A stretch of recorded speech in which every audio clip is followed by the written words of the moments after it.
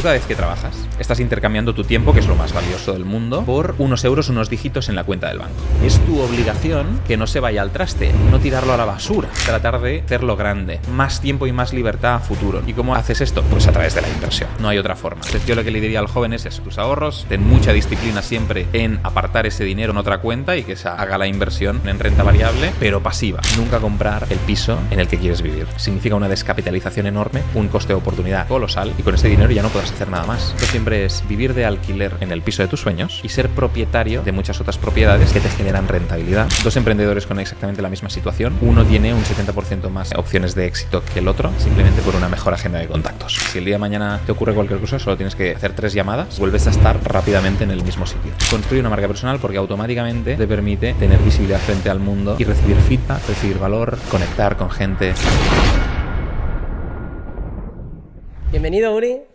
Gracias, Marc. Un placer. Un placer tenerte por aquí. Siempre empezamos con una pregunta de cortesía, que es ¿quién es Uri?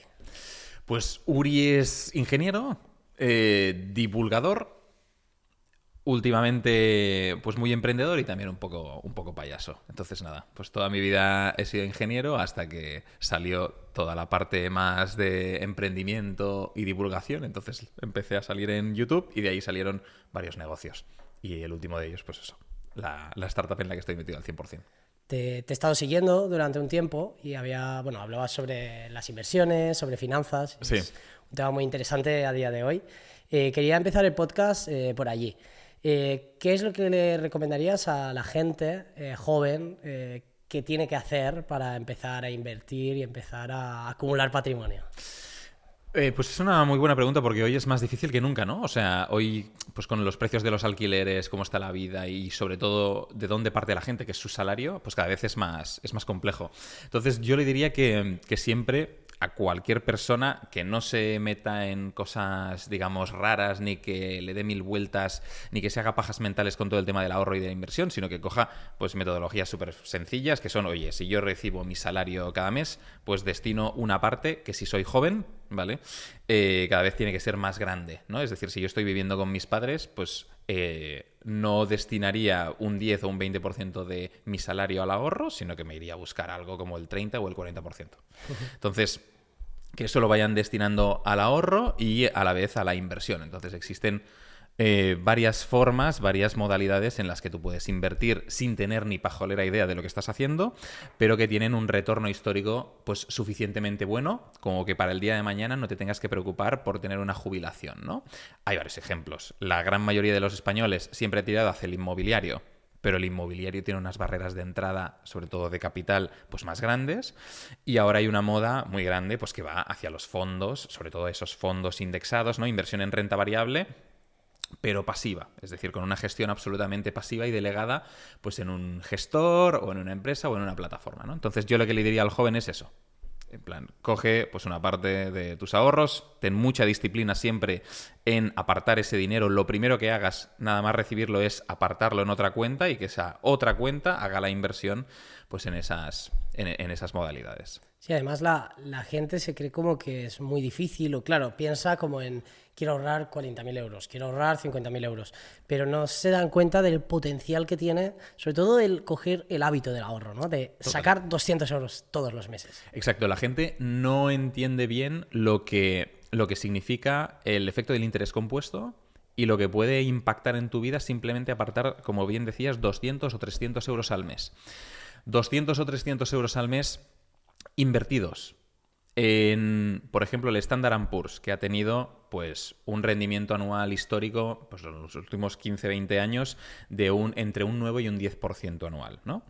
Pues esta misma rentabilidad, con 300 euros al mes durante 30, 35, 40 años, que es algo que vas haciendo pum, pum, pum, pum, pum, pum, al final de todo este periodo tú has llegado a tener prácticamente 1 millón de euros, ¿no? Y la gente no es consciente de que un acto tan pequeño, simbólico, y que a lo mejor hoy no te genera ningún tipo de cambio, a tu futuro significa la libertad, ¿no? Es decir, a lo mejor sí que no estás teniendo ese impacto que tú quieres, que es muy típico de los jóvenes, hostia, no, yo quiero ser rico mañana, yo quiero tal, sí.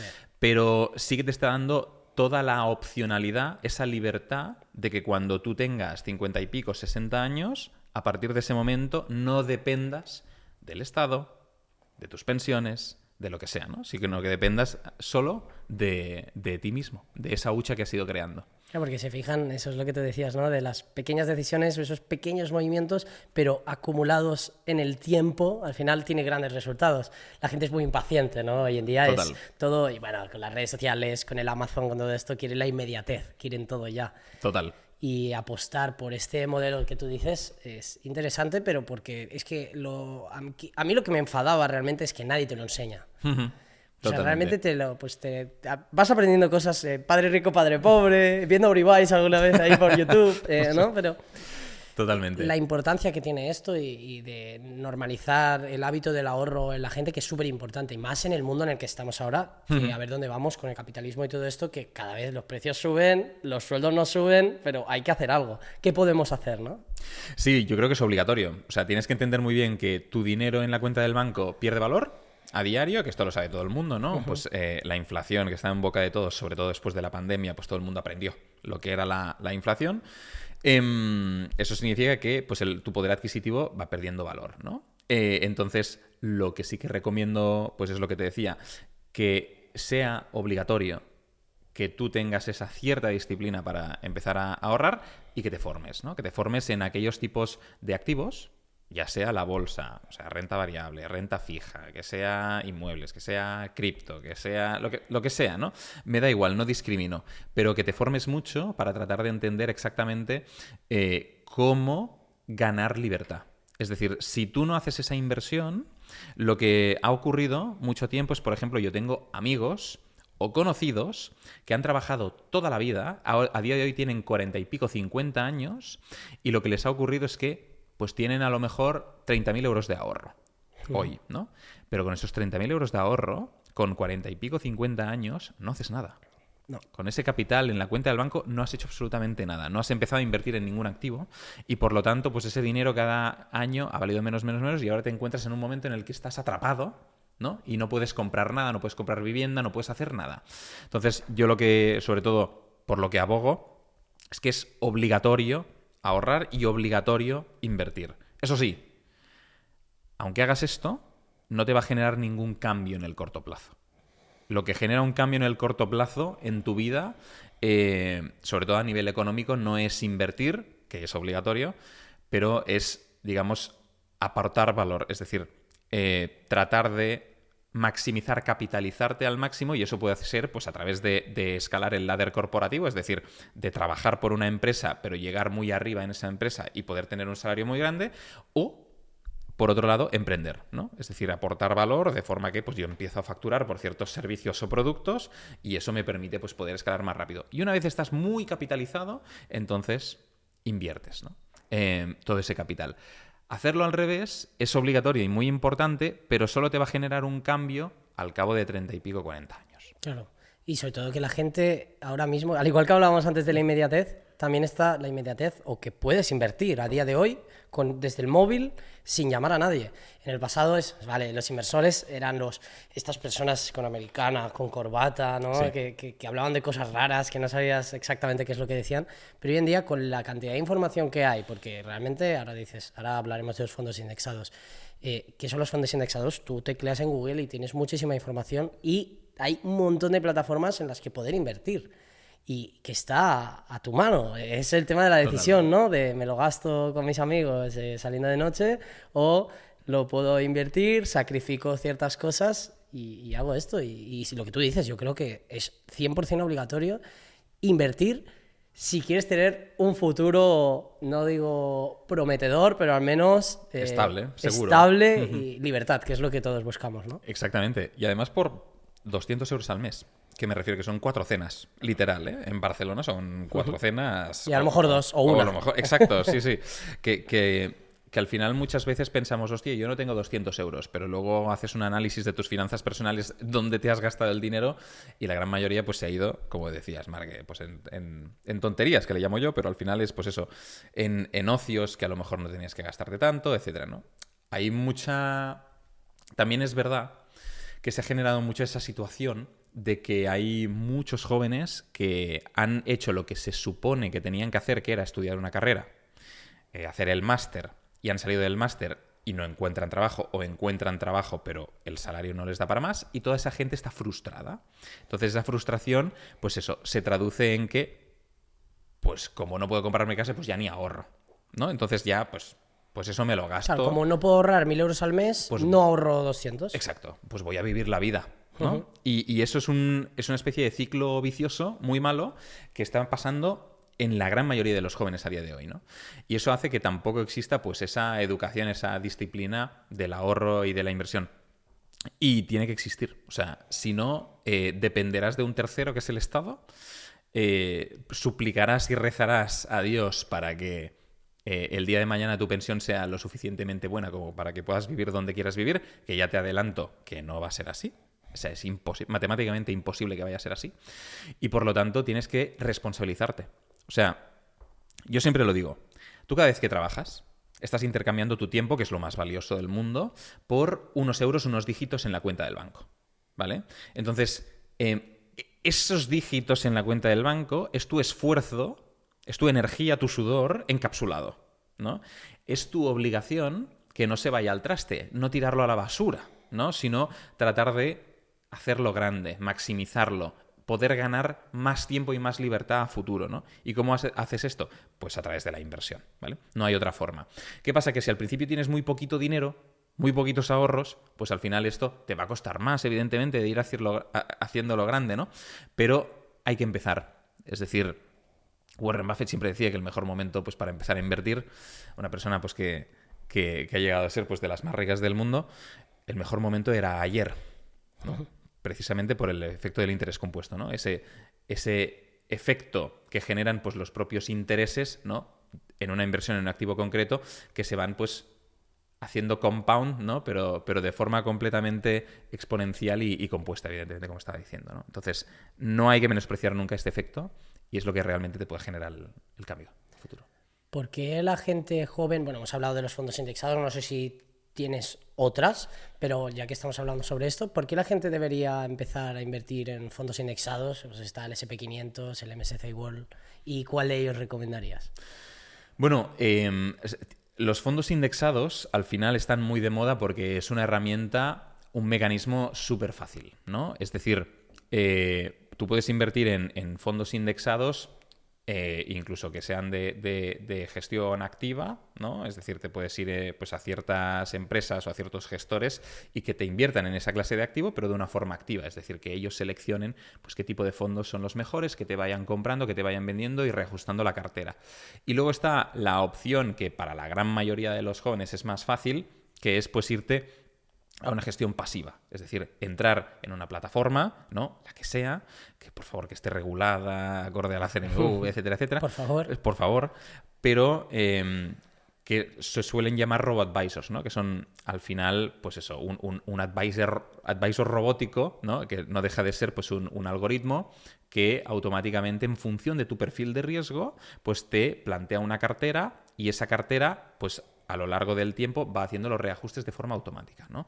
Entonces tú sabes más o menos la expectativa de retorno que te genera esto porque tienes un histórico de no sé cuántos años que más o menos te dice por dónde vas a estar y entonces tú simplemente lo que vas haciendo ahí son aportaciones. Oye, yo no me como la cabeza en hacer pues aquí estrategias raras ni no. Simplemente, como es mi caso, yo voy haciendo pues aportaciones cada mes de 300 euros, pum, pum, pum, pum, pum, pum, a un fondo y sé que eso al cabo de 30 años pues valdrá X, ¿no? No sé cuánto valdrá, si X más 100 o X menos 100, ¿no? Pero sé que estará por ahí arriba y que habrá crecido, ¿no? Entonces, esa es la parte importante. Los fondos indexados no dejan de ser, pues, precisamente esto, ¿no? O sea, son aglutinaciones de diferentes, pues pueden ser índices, etcétera, etcétera, que lo que hacen es componer o coger, pues, digamos, varios valores, ¿no? De varios pues pueden ser de varios activos diferentes, de varias acciones, pueden ser, bueno, no son acciones y son fondos, pero que lo que hacen es pues aglutinar todo eso y que tú puedas invertir, como es el caso, por ejemplo, del SP500, pues en las 500 mejores empresas de Estados Unidos, ¿no? Entonces esto ya de saque hace que tu riesgo se vea muy mitigado porque lo que está ocurriendo es que estás invirtiendo pues ya con cierto grado de diversificación. Entonces esto hace que automáticamente, si dentro de estas 500 empresas pues hay alguna que va mal, pues automáticamente el índice ya las cambia, ¿no? Entonces tú estás invertido en un activo que ya tiene cierto grado de control y de gestión del riesgo, ¿no? Entonces por eso es recomendable que la gente que tiene poca idea, que sea pues un poco más ignorante o todavía no se haya formado, que es lo habitual en la mayoría de los casos, pues que tire por este tipo de activos. Ahora bien, hay otros activos. Pues tenemos pues el inmobiliario, ¿no? Tenemos, yo qué sé, renta fija, que son normalmente activos, por ejemplo, la renta fija, pues es un activo mucho menos sexy, porque los retornos suelen ser bastante más bajos, ¿no?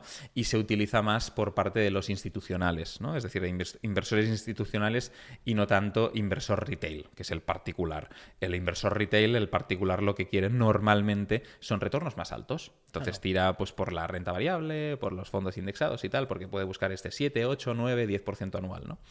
En el caso de la renta fija, no. Nos estamos yendo pues por debajo del 5%.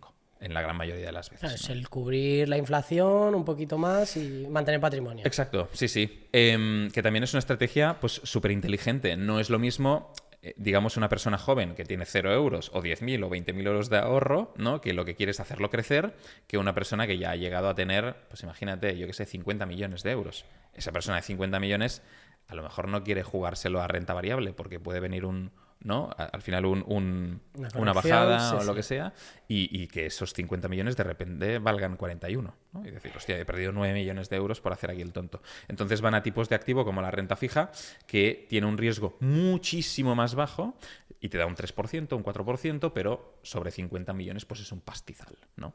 Pues entonces pues van teniendo este tipo de estrategias diferentes.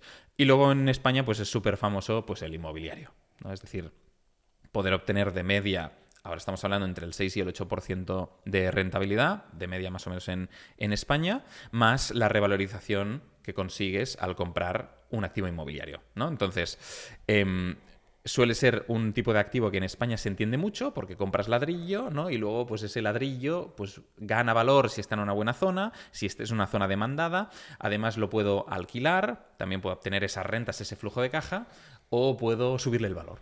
Puedo hacer una reforma, ¿no? Y aumentarle el valor. O puedo solucionar, yo qué sé, algún problema que tenga el activo inmobiliario y duplicarle el valor. Por ejemplo, puedo coger un local y hacer un cambio de uso, ¿no? Y entonces que automáticamente ese local pasa a ser una vivienda y por lo tanto en el mercado valga un 40% más.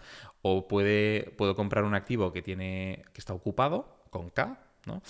Y pues yo tener el conocimiento suficiente para poder pues solucionar ese problema jurídico de situación posesoria y automáticamente poder obtener una rentabilidad mucho mayor al venderlo o al alquilarlo, etcétera, ¿no? El inmobiliario es para mí personalmente pues es un mundo apasionante, ¿no? Que te permite 1000 opciones diferentes y que a día de hoy pues supone como una especie de pensión, ¿no? Para los españoles, de pensión pues bastante segura. Bueno, esto está muy entre comillas ahora mismo. Sí. Y luego ya te diría pues otros tipos de activos. Cripto, todos nos hemos metido en cripto, Sí. inversión en startups, por ejemplo, yo tengo un pequeño portafolio en startups. Antes de entrar en el mercado inmobiliario, quería zanjar el tema. Bueno, antes hablábamos de la inmediatez. Sí. Hablando con amigos, al final te das cuenta, ¿no? Justamente, mira, con el tema cripto, pues yo, por ejemplo, invierto en algunas monedas de ISO 2022, largo plazo, no tengo prisa. Sí. Y ya te hacen la típica pregunta, a ver, ¿pero qué compro para mañana o a la semana que viene que suba, ganar dinero? Quieren cosas inmediatas. Total. Es difícil, también me pongo en su piel porque yo he estado ahí, el querer hacer dinero rápido, que eso no existe, eso ya hay que decirlo. Total. ¿Cómo se puede cambiar la mentalidad de esa gente impaciente para que tengan una mentalidad a largo plazo? Yo creo que todo parte de que la gente vive mucho en piloto automático y que no piensan tanto en el futuro. O no sé si no piensan o no quieren pensarlo. Pero ¿cómo podemos cambiar a esa gente y explicarle un poco, oye, esto funciona así, hay que pensar a largo plazo porque te hará mejor? Bueno, lo primero, seleccionar muy bien a quién sigues por redes sociales. Es decir, ahora mismo se ha perdido mucho la cultura del esfuerzo porque o sea, la gente pasa una media de 8 o 9 horas al día mirando pantallas Sí, sí. y lo único que ven es gente que tiene mucho dinero, que tiene la vida que quieren. Entonces, automáticamente, la cultura del esfuerzo se erosiona y tú lo que quieres es lo que tiene esa persona, ¿no? Y eso es extremadamente nocivo porque eso, primero, que lo que ves en redes sociales, la gran mayoría de las cosas son falsas, ¿no? Falsas o que no te cuentan toda la verdad. Es decir, tú solo ves una fachada, no ves todo lo que hay detrás, ¿no? Entonces, lo primero que yo diría es tratar de prescindir de ese tipo de inputs externos, ¿vale? Porque eso erosionan tu cultura del esfuerzo. Y en segundo lugar, pues abogar mucho más por esa cultura del esfuerzo, por decir, las cosas cuestan esfuerzo, las cosas cuestan muchísimo sudor, muchísima energía, y la gente no está nada acostumbrada a persistir. Es decir, te pongo un ejemplo muy, muy tonto. La gran mayoría de las personas pues ven, en las que me incluyo, y me he incluido en algún momento de mi vida, ven pues un youtuber que lo peta y dicen, hostia, automáticamente pues yo quiero ser youtuber, ¿no? Me pongo a hacer vídeos, hostia, hago 10 vídeos y veo que me ven 12 personas, ¿no? Joder, menuda mierda, voy a dejarlo aquí. Esto de ser youtuber no es tan guay, ¿no? Esto ya no es tan guay. Pero nadie se plantea, hostia, ¿por qué en lugar de hacer 10 vídeos, por qué no hago 100 y 150? Y luego me lo planteo. Uy, porque claro, hacer 100, 150 a lo mejor es mucho, ¿no? O sea, ¿qué voy a hacer? Y además, si no me van bien estos 100, me van a llamar fracasado, ¿no? Que entonces en España es otra movida, ¿no? Sí. Entonces, se genera pues un entorno en el que la gente pasa de hacer las cosas. Simplemente se ve movida por todo lo que a día de hoy, o sea, por su entorno y tal, y lo único que quiere es la fórmula mágica, la solución mágica para pasado mañana poder petarlo y vivir mejor, ¿no? Entonces, yo lo que realmente le pido a toda esa gente es que se esfuercen, que entiendan que sus padres, o que ellos tienen una vida X, porque sus padres y sus abuelos se esforzaron muchísimo. Sus abuelos curraron 40 años sin preguntarse, hostia, ¿por qué no soy rico mañana? ¿Vale? Y sus padres igual. Entonces, volvamos un poco a esa cultura. Claro, de dónde esforzarnos. venimos. Sí. Porque lo que tenemos hoy es un espejismo, ¿no? Que está ultra adulterado y azucarado por las redes sociales. Pero lo que realmente ha generado este momento ha sido todo el esfuerzo anterior, ¿vale? Y no lo que estamos, digamos, tratando de obtener ahora. Ahora también estamos en una época que posiblemente sea de los momentos más fáciles de hacerse rico.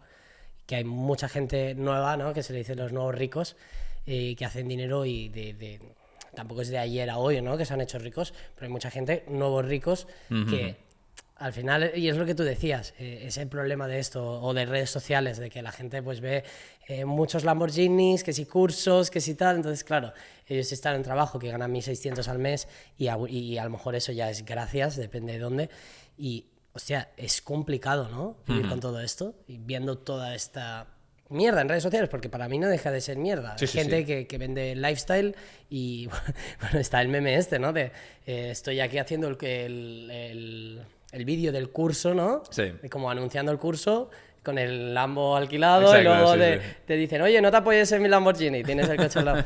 Creo que es nocivo, es lo que hablamos. Es totalmente tóxico y habla mucho de una sociedad enferma, que ha perdido cualquier tipo de vocación y de, pues eso, de ambición, de querer hacer cosas con esfuerzo, de querer generar un legado, ¿no?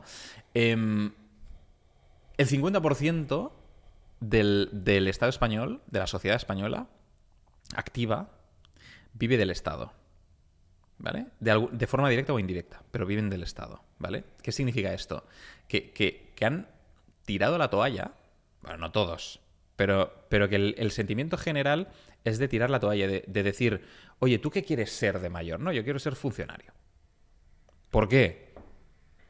Pues porque como está el patio, pues prefiero tener algo seguro y ya está, ¿no? Entonces, es esta sensación de querer ser funcionario, que no tiene nada de malo, pero ser funcionario debería ser un motivo de orgullo, de, oye, yo quiero trabajar por mi país, yo quiero darlo todo por mi país, ¿no? Quiero ser un servidor de lo público, ¿sí? Y que la gente te dijera, hostia, pues muchas gracias. Quiero aportar. Quiero aportar. Y que el otro, si tú lo haces, te diga muchas gracias por destinar tu vida a que el resto pues podamos hacer X, Y o Z. Pero no como es ahora. Que la gente, no, pues quiero ser funcionario, pues porque me da palo hacer cosas o porque así tendré un salario de por vida, ¿no? Esto mata cualquier ambición de la gente joven. Esto mata toda la innovación, mata el emprendimiento. Y matando esto, matas la generación de trabajo, matas que las empresas crezcan, que se genere empleo. Y si matas todo esto, no hay... Esto la gente no lo entiende, pero si no hay tejido del sector privado generando puestos de trabajo y pagando impuestos, al final lo público vive de lo privado, ¿vale? Y llegará un momento en el que, pues, la economía se empieza a estancar hasta que llegas a un punto en el que el país pues, se ha convertido en una cosa que no la quiero decir aquí, ¿no? Pero que al final acaba siendo un infierno, ¿no? Que lo hemos visto en muchos otros países. Y la gente no es consciente de esto. Entonces, tenemos que revertir urgentemente la situación y la mentalidad de la gente. De abogar por la cultura del esfuerzo. Las cosas cuestan, pero potenciar por parte del Estado y de todos los organismos que aquellos que apuesten por generar digamos, puestos de trabajo, por generar empresa, tejido empresarial dentro del sector privado, que se vean incentivados, que se vean recompensados, ¿no? Y ahora mismo es al revés. Entonces estamos como una especie de debacle malo. Sí, creo que es un problema. Al final no están incentivando en ningún momento a que la gente emprenda o que quiera salir de lo que es la estabilidad de ser funcionario o 100%. encontrar un trabajo normal.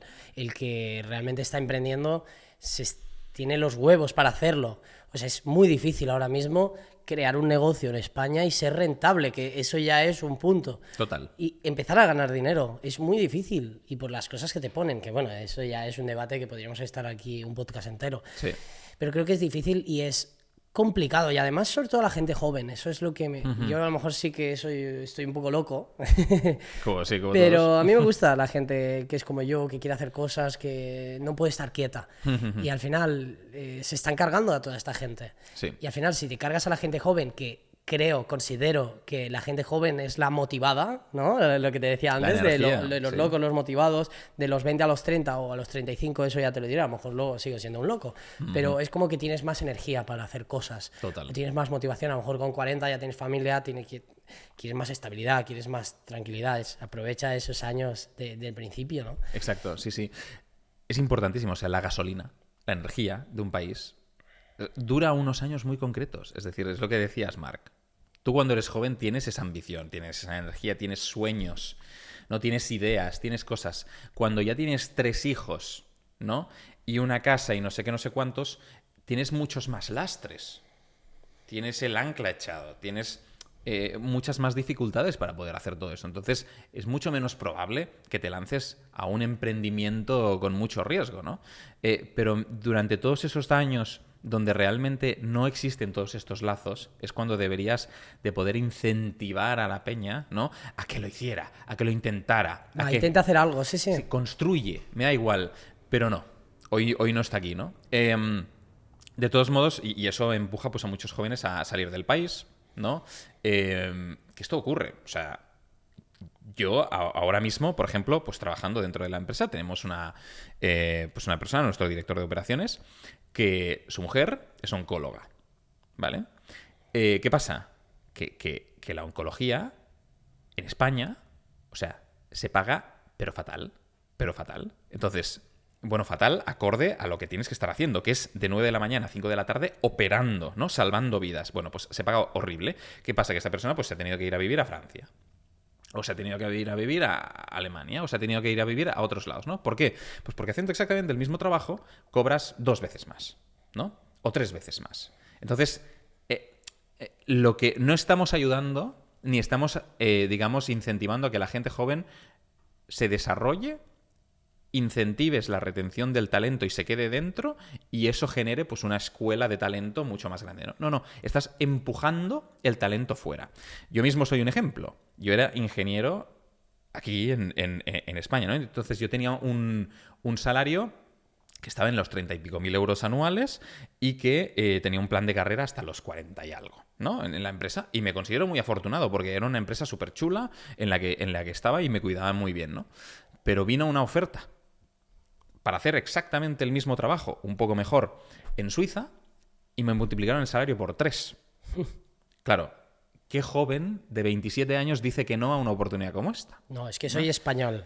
Claro, no, es que he nacido aquí, por lo tanto me tengo que quedar aquí. Menuda gilipollez, ¿no? Entonces, pues esto lo hacen, pero con todo el talento, ¿no? Y no solo lo hace Suiza, en este caso, que esto es algo bastante excepcional, pero lo puede hacer Francia, Alemania, Italia, Portugal, ¿no? Y además a día de hoy vivimos en un mundo global, por lo tanto, tratarás de trabajar por aquellos países que te paguen más. Tengo muchísimos amigos que siguen viviendo en España, pero que trabajan en remoto por empresas estadounidenses, ¿no? Donde cobran pues más de 6 cifras anuales, etcétera, por hacer el mismo trabajo que harían aquí, ¿no? Entonces, pues si no nos empezamos a plantear cómo peleamos contra esto y a incentivar a que la gente cree cosas dentro, estamos jodidos.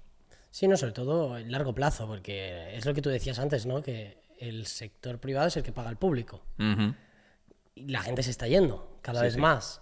Total. Las empresas grandes, a ver, obviamente, esto ya son los truquitos, ¿no? Cuando tienes una patrimonial, en España se vive muy bien, 25%, relajado y está bien. Pero no todo el mundo llega a ese punto. De hecho, hay un montón de pymes y un montón de empresarios pequeños que tienen pequeñas empresas que van hasta el cuello. La mayoría. Y no pueden hacer nada. Y nadie hace nada por cambiar la situación. De hecho, todo lo contrario. Nos toman como cabrones, explotadores, cuando realmente... hoy veía una entrevista de José Elías que decía que tiene 45.000 trabajadores. Sí, sí. 45.000 trabajadores. Imagínate que José Elías le da... Tiene que pagar mucha pasta para salir. Sí. Imagínate que le da por decir, esta gente son unos cabrones, me largo. 45.000 fuera. Sí, sí. Es que gracias a José Elías hay 45.000 personas trabajando. Es una barbaridad y la gente no se da cuenta de lo que realmente los emprendedores o emprendedores que luego se vuelven empresarios arriesgan, ¿no? En cuanto a capital, esfuerzo, dinero, porque al principio no tienes nada y tienes que hacer un esfuerzo colosal, abismal, para poder llegar hasta ese punto en el que ha llegado José, evidentemente, que es la punta del iceberg, pero yo me encuentro en una tesitura al inicio de todo este camino, ¿no? Entonces, a día de hoy, por ejemplo, nosotros en la empresa, en la startup, pues hemos pasado en un año de ser 0 a ser 20, ¿no? Entonces, joder, ya son 20 familias que dependen de ti, ¿eh? Que cuando lo piensas bien es, hostia, es mucha responsabilidad, pero también qué chulo. Estás ayudando a 40 familias, ¿no? Y esto es la parte buena del sector privado.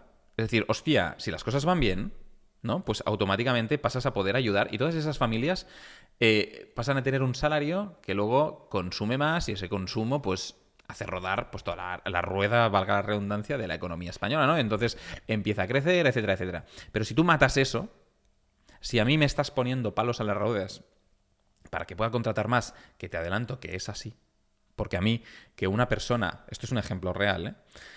Yo quería que una persona concreta del trabajo, pues un empleado, cobrase 2.500 euros netos, ¿vale? Era un puesto concreto, tal, y dije, vale, el mercado normalmente pagamos un poco por encima de mercado para captar más talento, y entonces lo que me encontré es, vale, para que esa persona cobre 2.500 euros netos, a mí, empresa, lo que pone en la ficha de la nómina, que pone coste empresa, esta nómina vale tanto, son 4.998 euros, creo. 5.000. Que una persona cobre 2.500, a mí al empresario me costó 5.000. ¿Vale? O sea, tú imagínate el grado de dificultad que esto implica cuando tú estás compitiendo a lo mejor contra otros países, ¿no? Que no le cuesta el doble generar empleo, sino que a lo mejor le cuesta pues un 30%, un 40% más de la nómina neta, ¿no? que le estás pagando. Claro, es una desventaja bestial a nivel competitivo contra otros países. Y pues no se habla de esto. ¿Por qué no se habla de esto? O sea, ¿por qué somos, digamos, la gente que tiene empresas los únicos que ven el coste empresa? ¿No? ¿Por qué no se enseña al mundo?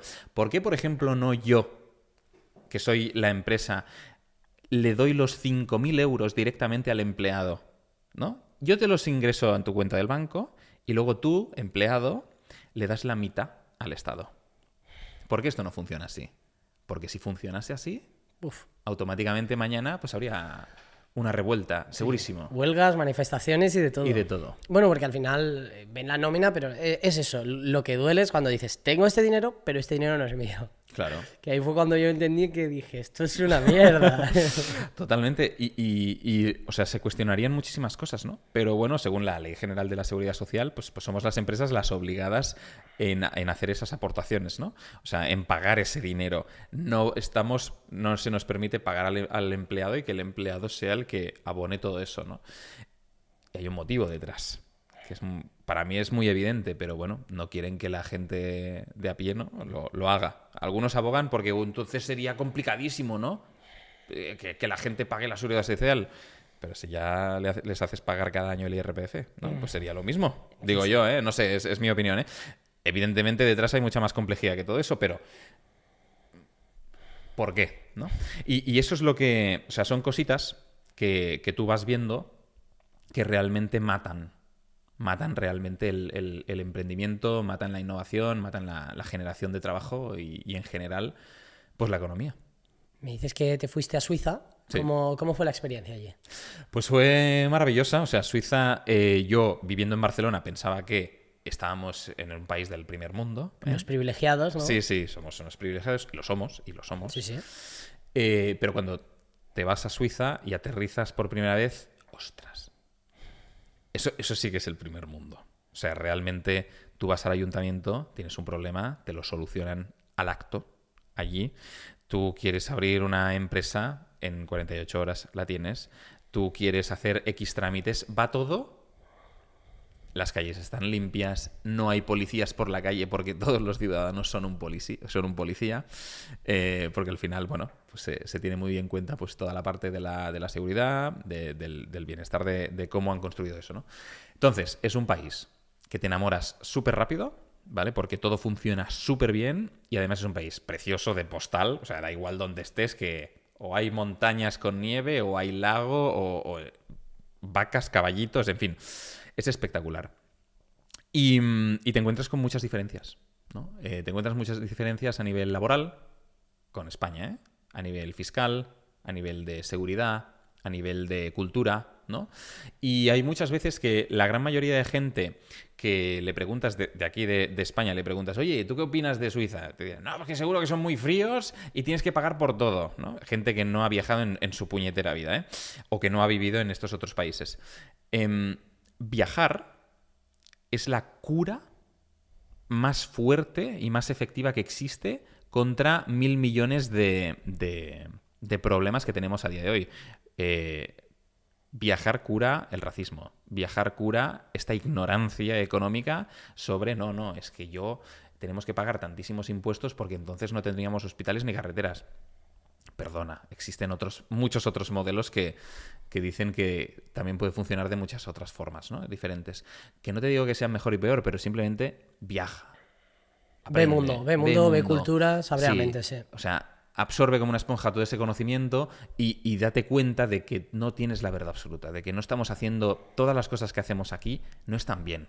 Tampoco están mal algunas, pero no todas están bien y que se puede hacer de muchas otras formas. ¿Vale? Compara. Sí, exacto, compara. Y te das cuenta de eso, es fácil.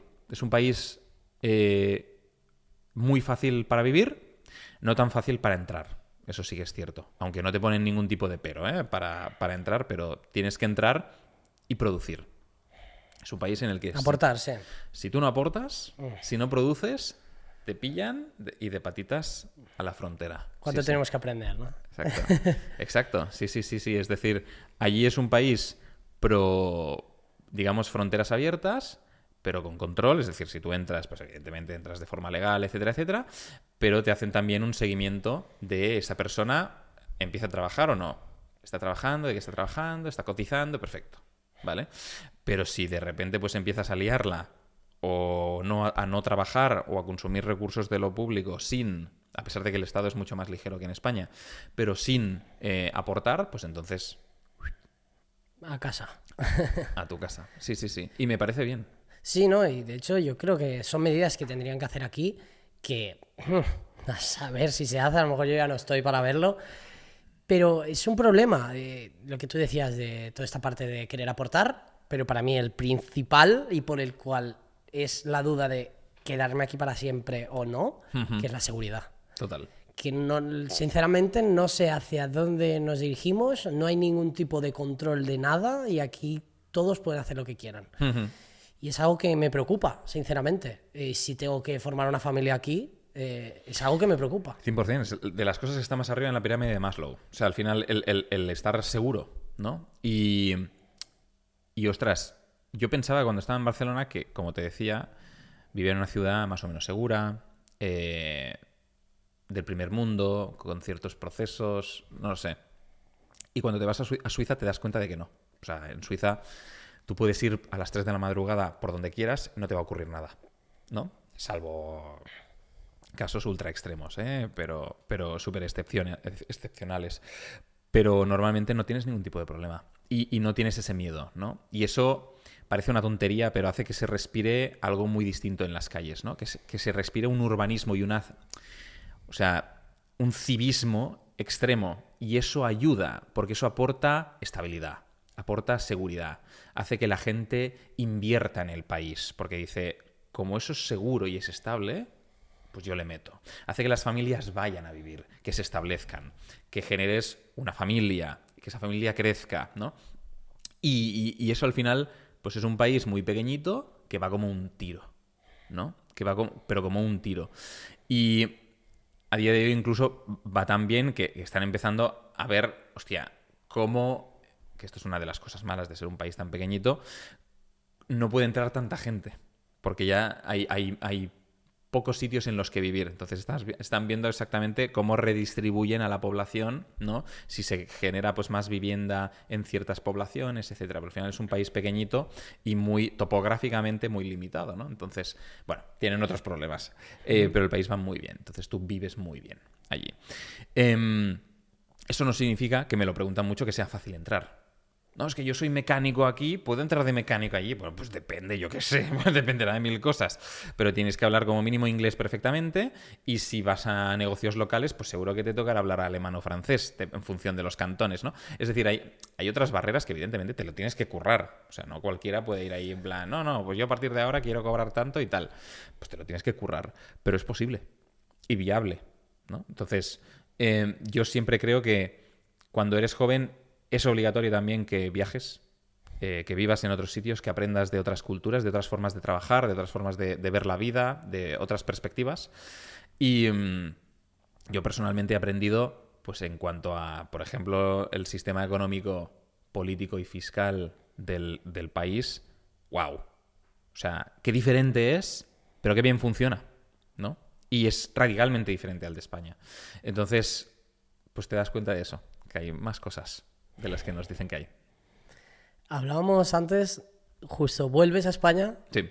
¿Y vienes para crear la startup ya o cómo fue el proceso? Fue tal cual así. O sea, yo estaba viviendo en Suiza, estuvimos pues 3 años aproximadamente y allí empezamos, es decir, yo estoy trabajando por una multinacional que de hecho es helvético sueca, o sea, que es Suiza, la matriz.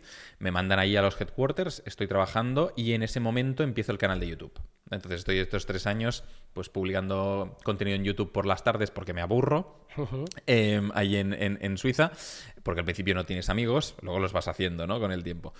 Y después de allí sí que nace pues la oportunidad de hacer esta empresa, ¿no? La startuphabitación.com. Y lo que nos damos cuenta es que esta empresa, pues al tener activos inmobiliarios o tener mucha actividad económica en territorio español, pues que nos tenemos que volver. Es decir, hacemos las preguntas correspondientes a gente de Hacienda, en plan, oye, queremos hacer esto, ¿se puede hacer en remoto o estamos obligados a volver? Y la respuesta, pues literalmente fue, mientras no seas nadie, nadie te va a decir nada. A la que te vaya un poco bien, te vamos a preguntar, ¿dónde está la actividad económica? ¿Dónde están los inmuebles? ¿Dónde están las cosas? ¿Están en territorio español? ¿Están en España? Pues entonces... Hay que volver.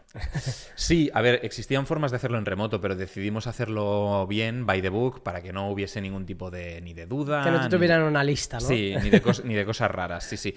Y para mí fue una decisión acertada, ¿no? Porque volver, evidentemente, a tu país, a tu tierra, pues es muy fácil, pues no sé, es tu casa, ¿sabes?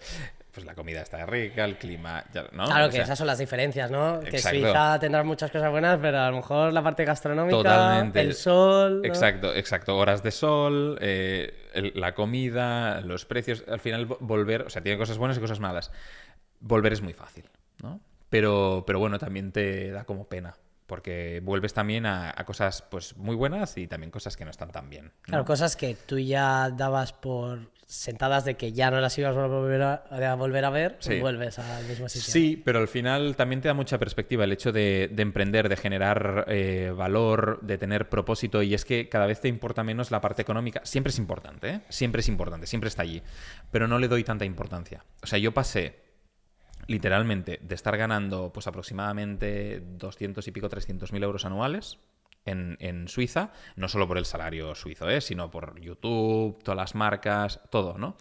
Pues ganar de esa cifra a ganar 10 veces menos por venir aquí, ¿vale? ¿Por qué? Pues porque yo cuando estaba allí tuve una especie de crisis existencial de decir, vale, con 28 años me he plantado en un nivel salarial que jamás me habría podido imaginar, pero no soy feliz.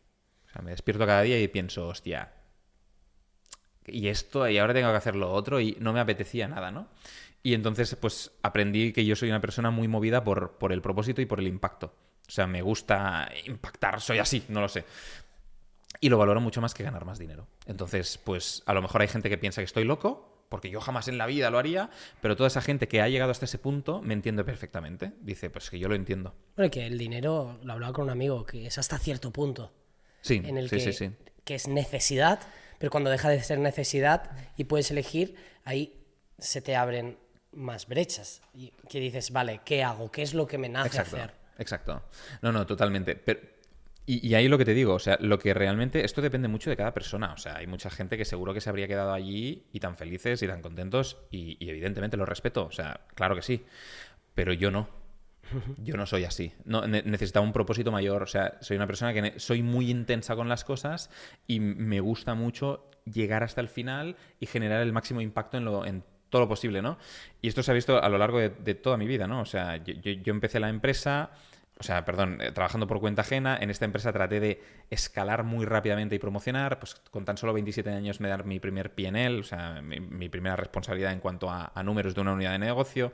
Luego, pues me voy a Suiza. O sea, escalo muy rápido. Luego con el canal de YouTube le meto muchísimas horas. El canal pues subo como la espuma. Y entonces decido hacer negocios diferentes. Y con esos pues también le meto muchísima intensidad y trato de bustearlos al máximo en muy poco tiempo. ¿Te obsesionas con las cosas que haces? Sí. ¿Crees que es bueno o recomiendas? ¿Cuál es el...? No, o sea, depende de lo que quieras en tu vida, ¿no? Si tú quieres generar un impacto muy grande, cualquier persona que te diga que no te tienes que obsesionar te está mintiendo o no tiene ni pajolera idea de lo que está hablando. O sea, tú te tienes que obsesionar.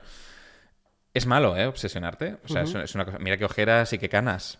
O sea, es verdad. Pero es lo que hay. Si es lo que quieres, es lo que hay. De hecho, me lo decía un mentor.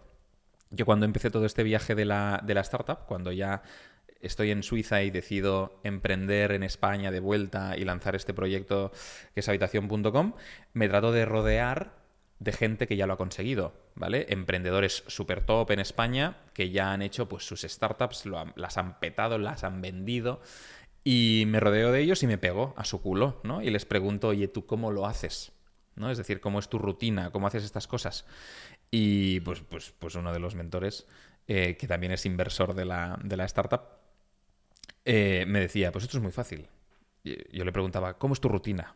Y me decía, esto es muy fácil. Dice, de 7 a 8 te levantas y trabajas. De 8 a 9 trabajas. De 9 a 10 trabajas. Trabajas. Y así 7 días a la semana, sin fin de semana, durante 3 años seguidos. Dice, solo entonces puedes generar algo que realmente no sepamos si valdrá mucho dinero o poco, pero que has construido algo que tiene valor, ¿vale? A lo mejor no, a lo mejor te estampas, pero solo en ese momento puedes discernir si has construido algo o no. Antes, imposible. Antes todos son sueños. pero no materializas nada. Dice, ¿tú estás dispuesto a entrar 3 años de tu vida, a meterte en este pozo, que es un pozo oscuro, fondo, profundo, Solitario, húmedo, ¿no? Y dice, ¿tú estás seguro de que quieres hacer esto? Vienes de YouTube, de vivir bien, de que la gente te diga, qué guay, Yuri. ¿cómo te los queremos? vídeos". Sí, exacto. Tal. Y vas a entrar en una en una especie de infierno que es muy duro, ¿eh? Y yo me lo creía a medias, o sea, entendí que era muy duro, pero cuando entras los primeros meses, ¡buah! Ni te imaginas la cantidad de cosas que hay que hacer, lo mal que lo pasas, la cantidad de nos que te da todo el mundo, inversores, fondos al levantar capital, los bancos, despachos de abogados, asesores, o sea, muchísimos nos hasta que uno te dice que sí. Y Te coges fuerte a te ese coges sí. a ese sí, y entonces cuando uno te dice que sí, el otro, bueno, pues si lo haces así, claro, tienes razón, ¿no? Y entonces, pues el otro fondo de capital riesgo que te había dicho que no te daba dinero, vale, hostia, lo veo. Entonces, pues ya te dan tu primer capital, ¿no? Entonces ya con eso, pues empiezas a construir. O sea, es duro, pero también es maravilloso a la vez. Bueno, nadie ha dicho que sea fácil construir algo, ¿no? Al contrario. Sí, complejísimo. Háblame del proyecto para que la gente entienda un poco qué es. Háblame de habitación.com. Sí, habitación.com nació con la idea de, oye, todos esos jóvenes que a día de hoy están compartiendo piso y pagando 500 pavos al mes por una habitación, esos 500 euros van a fondo perdido. Los estás perdiendo cada mes, ¿no? Dijimos, oye, ¿por qué no pagar 500 euros al mes, pero por un activo que es tuyo? Como si lo estuvieras comprando. ¿Por qué no comprar la habitación? ¿No? Y entonces vimos pues, que legalmente se podía hacer. Costó una pasta poder preparar todo esto. Pero habitación.com es eso. Poder comprar una habitación por 500 euros al mes o por el precio que sea. De manera que yo, pues cada pago es una amortización, es un ahorro, y al cabo de 2, de 3, de 5 años, pues puedo decidir, oye, salir de allí porque me he echado novio o novia o lo que sea y quiero salir del piso, y puedo vender la habitación y con eso obtener pues 25.000, 30.000, 40.000 euros que yo haya ahorrado, y con eso comprarme mi primera casa o un máster o lo que sea. O como he comprado la habitación, pues en lugar de venderla puedo decidir alquilarla y sacar una rentabilidad mensual que me ayude en el mes a mes. Al final hemos creado una plataforma donde tú puedes comprar habitaciones, ¿vale? Por exactamente el mismo precio que pagarías de alquiler, y digamos pues que te permiten esta nueva forma de ahorro y de inversión, sobre todo enfocado a jóvenes, pero no tan jóvenes también estamos teniendo muchos, que catapulta tu generación de patrimonio. Es decir, tú puedes empezar a ahorrar pasta y a generar patrimonio desde que compartes piso, que hasta ahora no existía, ¿no? Entonces ahí pues tenemos a día de hoy una lista de espera de 20.000 personas que están esperando su habitación. Durante todo el año pasado vendimos unas 100 habitaciones, más o menos, un poco menos, que fue desde cero. O sea, empezamos operaciones en febrero del año pasado, ¿eh? Y pues hicimos pues estas casi 100 habitaciones, y solo en el primer trimestre de este año, de 2025, ya hemos hecho las mismas que en todo el año anterior. O sea, hemos escalado por 4 el negocio, ¿no? De momento. Entonces estamos ahora empezando a traccionar. ¿En qué momento te nace la idea? ¿Por qué? Háblame de esto. Sí, bueno, pues nace de en primera persona, de sufrir el haber compartido piso y tirar dinero a fondo perdido. Y luego nace también pues de estar en charlas con gente que sigue el canal. A veces hablamos de inversiones, de negocios y tal, y en una de estas pues sale la idea de, oye, ¿por qué no ayudamos a la gente que comparte piso, ¿no? Pudiendo pues hacer que compren una habitación. De esa idea embrionaria luego hay una parte de estudio de mercado. Hostia, ¿esto existe en otros países? Porque si no existe... ¿Se puede hacer? Claro, primero es legal, se puede hacer, ¿y por qué no existe en otros países? Porque si no existe en otros países es que a lo mejor estás loco, que no eres tan genio como te crees, sino que a lo mejor no ha funcionado, ¿no? Y nos dimos cuenta de que efectivamente en Estados Unidos, en Canadá, en Australia, en UK, esto existía, ¿no? Es decir, todos esos países en los que el problema de acceso a la vivienda es más exagerado que en España, estos modelos han proliferado. Estos modelos inmobiliarios de copropiedad han proliferado mucho antes.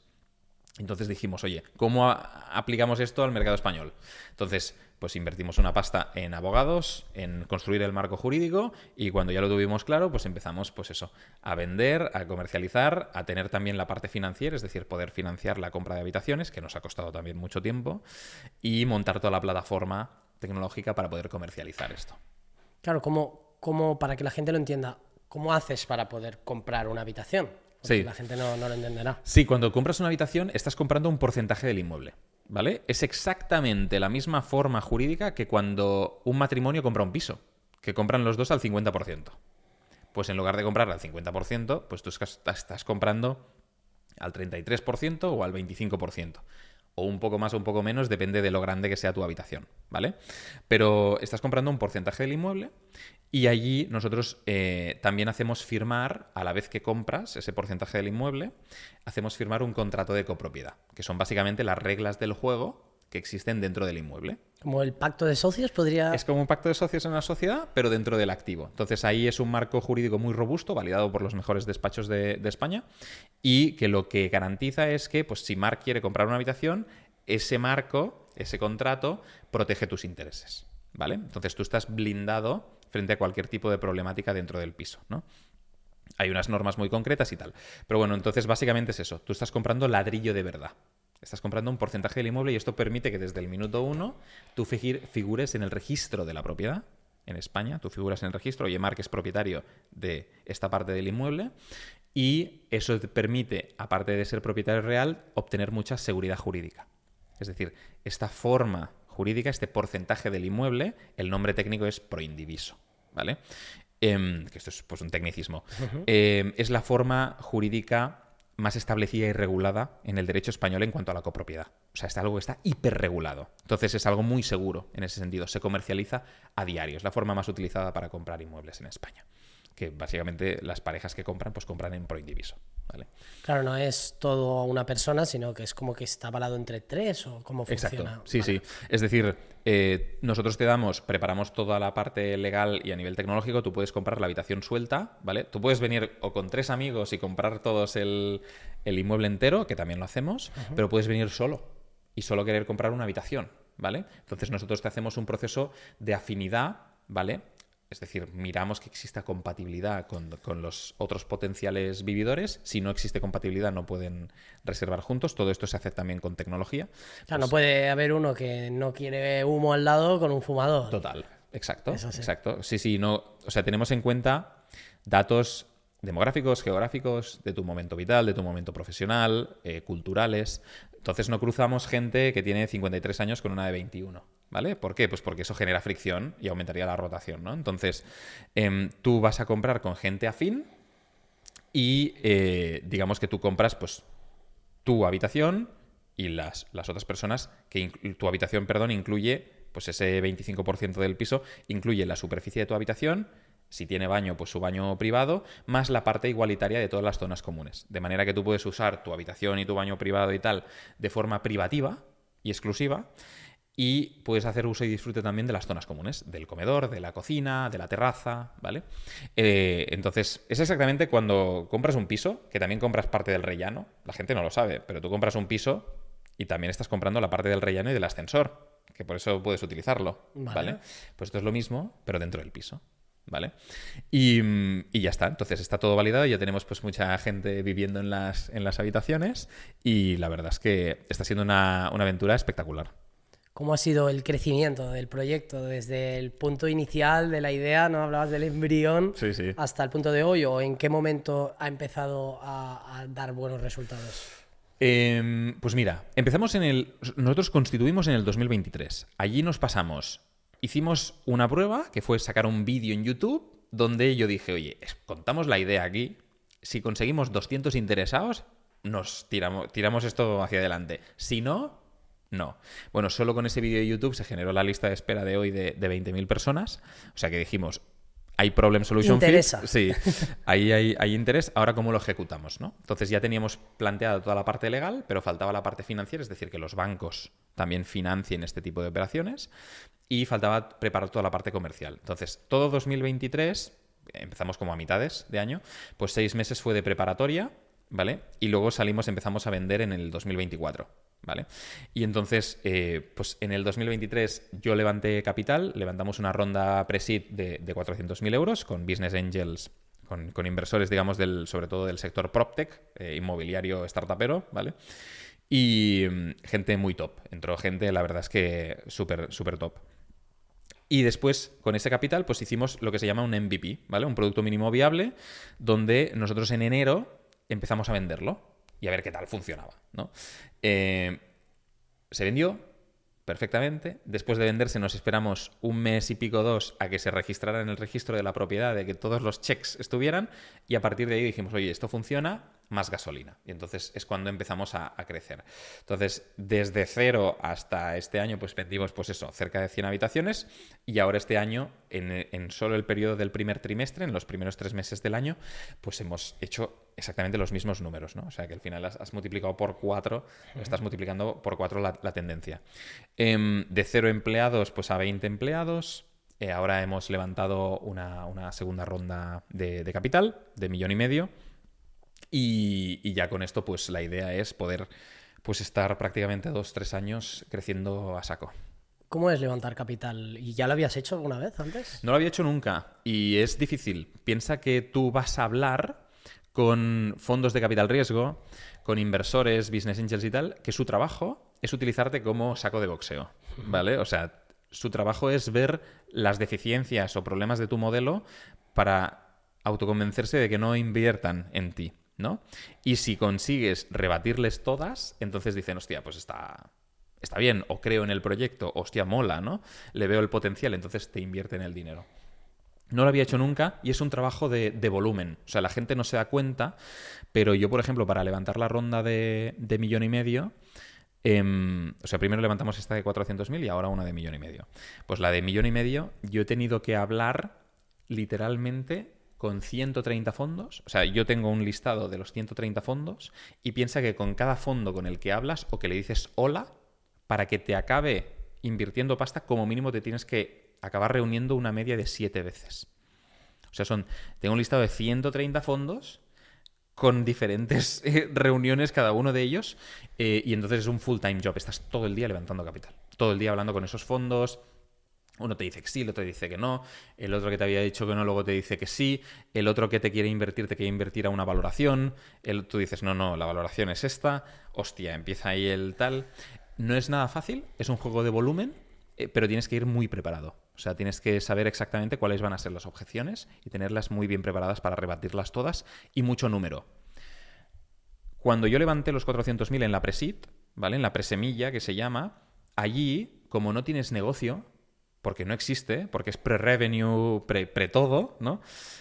Ahí te evalúan solo la idea y el equipo ejecutor, ¿vale? Entonces miran que tú seas capaz de ejecutar el business plan que en teoría dices que vas a hacer, qué capacidades tienes y cuál es el equipo detrás que realmente, pues esta persona va a ser capaz de hacer esto, la otra esto y la otra esto, ¿no? Y que se crean el plan. Entonces, esos primeros inversores invierten a una valoración mucho más atractiva, porque es la primera, pero todo es riesgo, porque no tienes nada, ¿vale? Entonces ahí se llaman normalmente los business angels, ahí solo invirtieron individuales que ya han pasado por el mismo camino y que dijeron, yo me lo creo. Pero en la segunda ya no.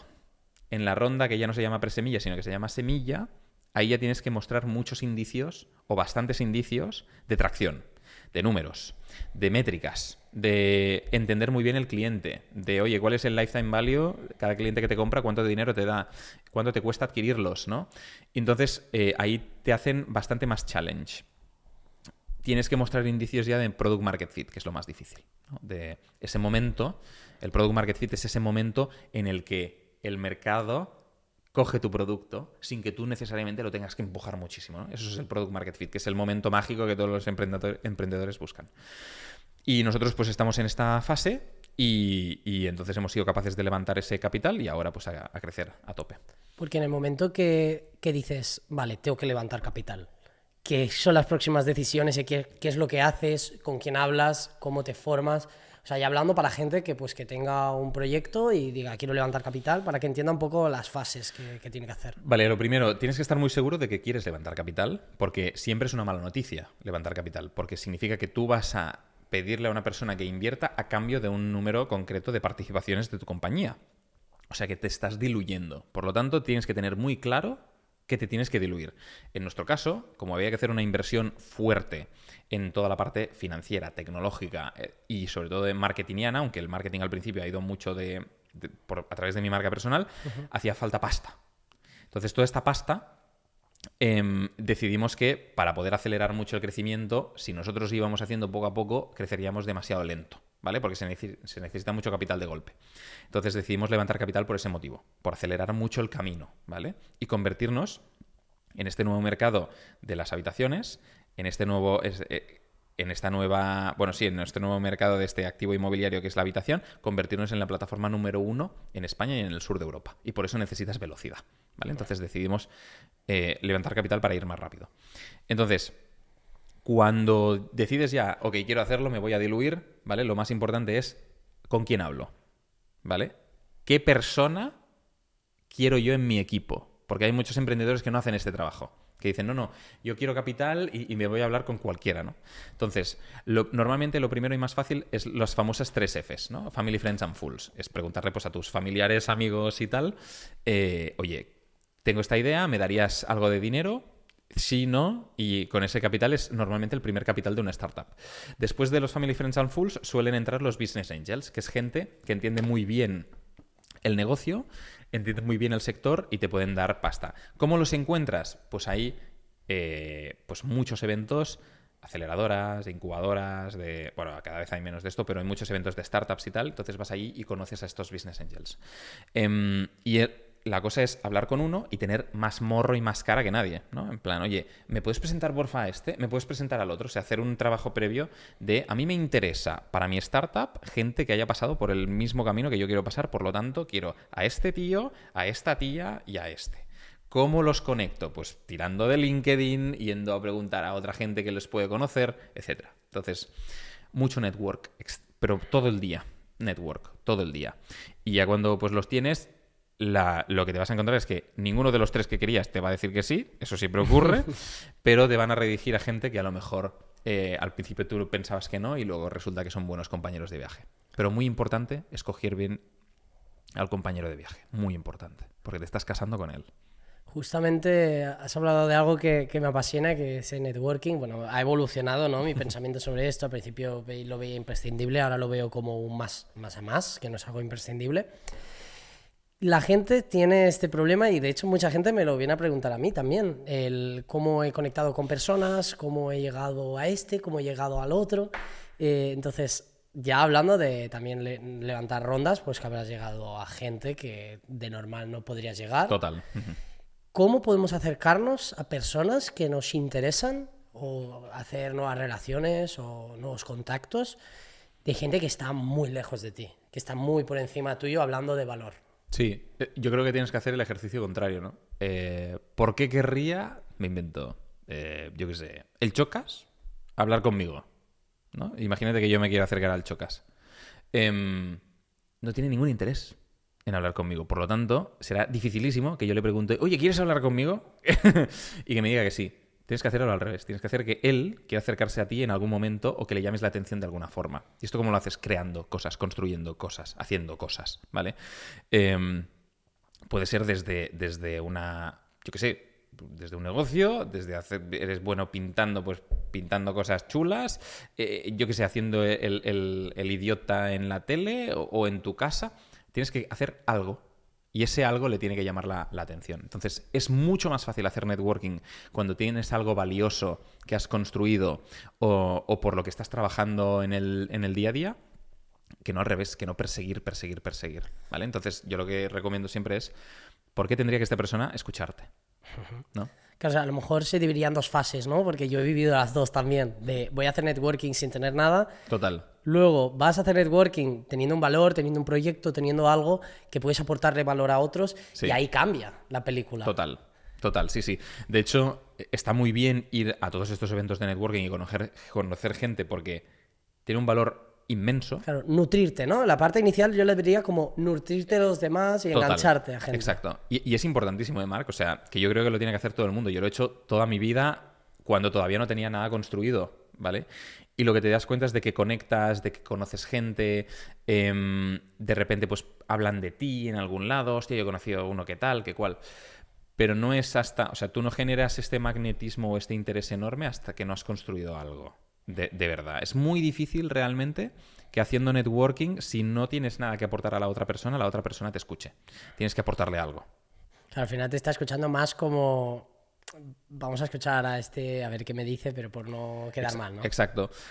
Por ejemplo, te pongo un ejemplo muy tonto, pero con los editores de vídeo, ¿no? Que no es exclusivamente networking, sino que es más así, ¿no? Pero a mí me llamó muchísimo la atención, o sea, en mi periodo de YouTube cada día recibía 40. Instagrams, sí, 40 personas diciéndome, te puedo editar, no sé qué, Te tal, lo y puedo no sé qué". mejorar, que siempre Sí, iba sí. con él, te lo Exacto. puedo mejorar. Sí, es que era tremendo. Claro, esto es una commodity, que me refiero a que todo el mundo puede hacerlo, o casi todo el mundo, porque a día de hoy existe la tecnología y los métodos para poder hacerlo, ¿no? Y me llamó poderosamente la atención una persona que me vino a ver presencialmente a un evento, ¿no? Y me vino con un iPad y me dijo, Uri, no sabes quién soy, ¿vale? No importa, ¿vale? Solo quiero ser tu editor, mira. Y le dio al play a un vídeo en un iPad y me había grabado un vídeo mío, ¿no? Había hecho una pieza única con recortes de otra cosa, mejorando un vídeo que yo ya había publicado en YouTube, pero lo hizo de forma espectacular. O sea, me encantó. Y le dije, wow, has llamado mi atención. O sea, ¿qué quieres? ¿No? Quiero ser tu editor, ¿vale? Vamos a hacer 3 vídeos. A ver si funcionamos, ¿vale? Y ya está.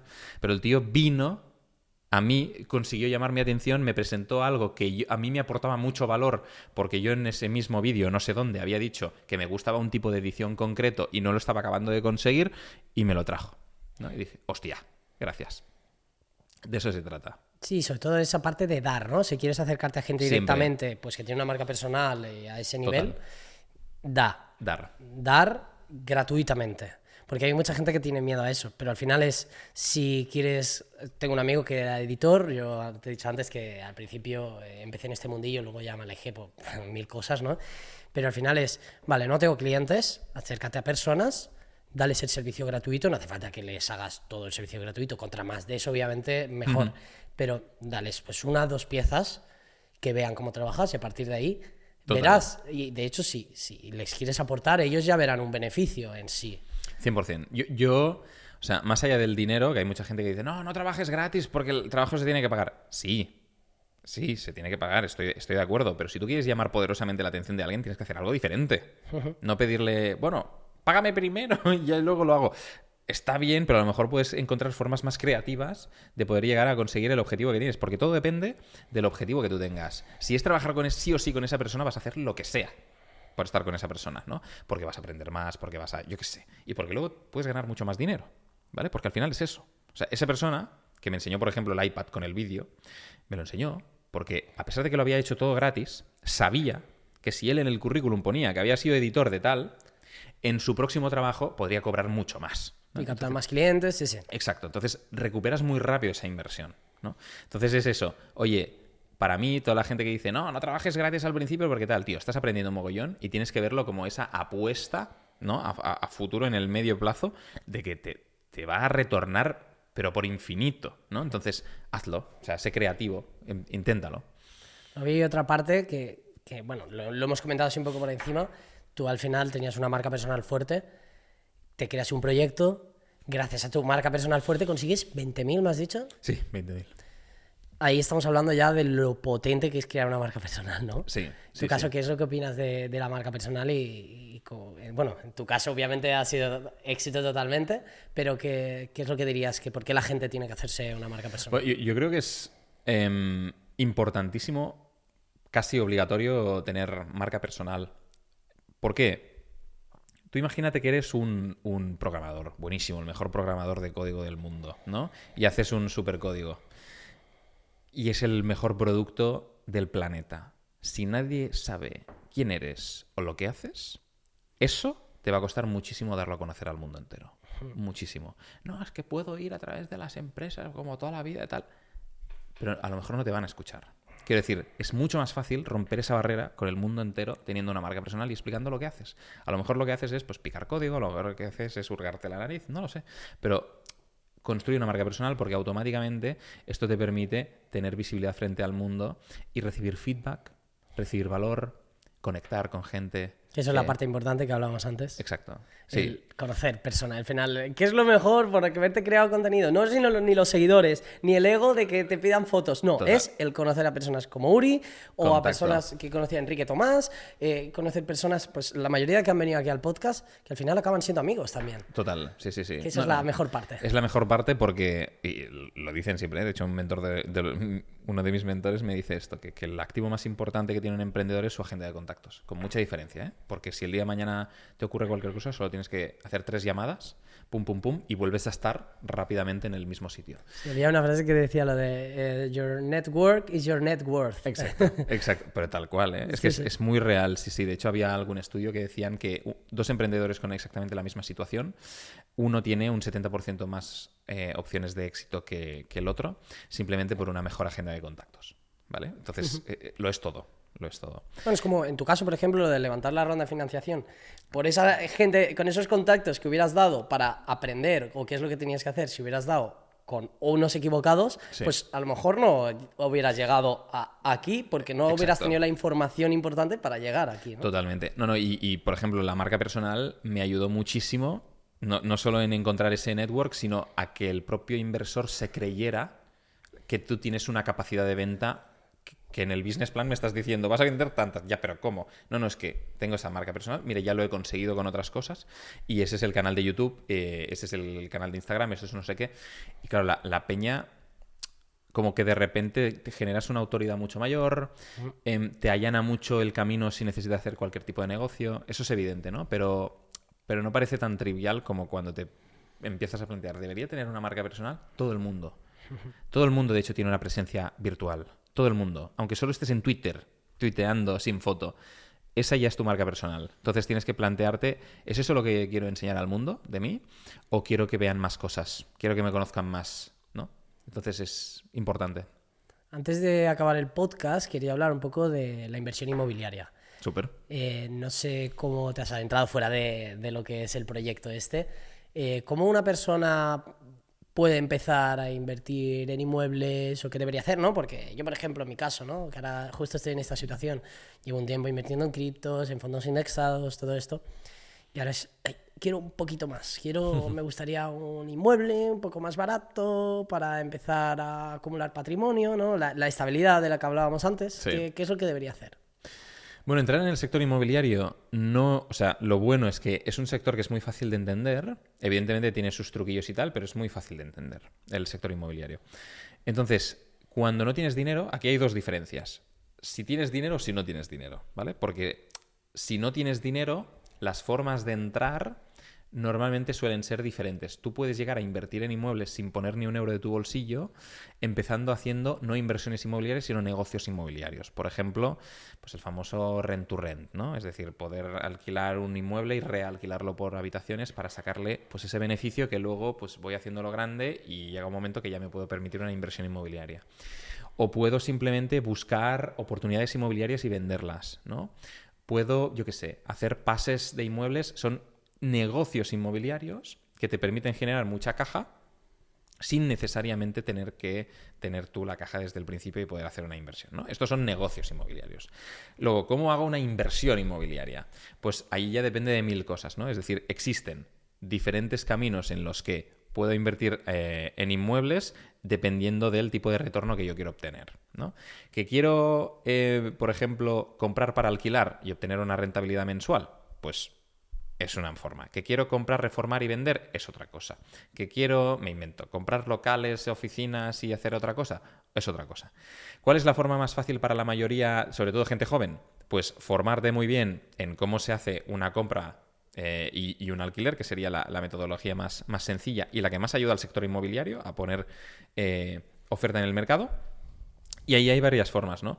Evidentemente, tienes lo que se llama un paywall importante, o sea, necesitas una cantidad de ahorros mínima para poder iniciar en este proceso, pero esta cantidad que podría ser, por ejemplo, pues 20 y pico mil, 30.000 euros a día de hoy para poder pagar la entrada o para poder hacer cosas, hay formas de reducirla, ¿no? Entonces, si yo quiero comprar un inmueble, por ejemplo, puedo ir a buscar brokers hipotecarios que me permiten poder financiar hasta el 100% o hasta el 90% las operaciones inmobiliarias. Entonces ya puedo entrar en algunas clases de activos, ¿no? Que son, evidentemente, en Barcelona y en Madrid no, porque te van a costar medio kilo cada piso, Sí. pero me puedo ir a las afueras, ¿no? Me puedo ir a algún sitio donde sí que haya demanda habitacional o demanda, digamos, de alquiler tradicional, por cualquier motivo, y ahí los precios serán mucho más bajos.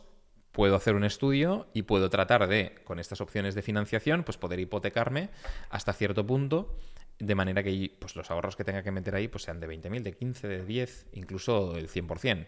Esto es muy difícil de conseguir, pero existen muchos brokers que te permiten hacerlo, ¿vale? Porque realmente es interesante el hecho de dar la entrada, ya está bien, para también reducir las cuotas y todo Correcto. esto, ¿no? Sí, siempre tienes que hacer el cruce. O sea, es decir, ¿qué cruce es?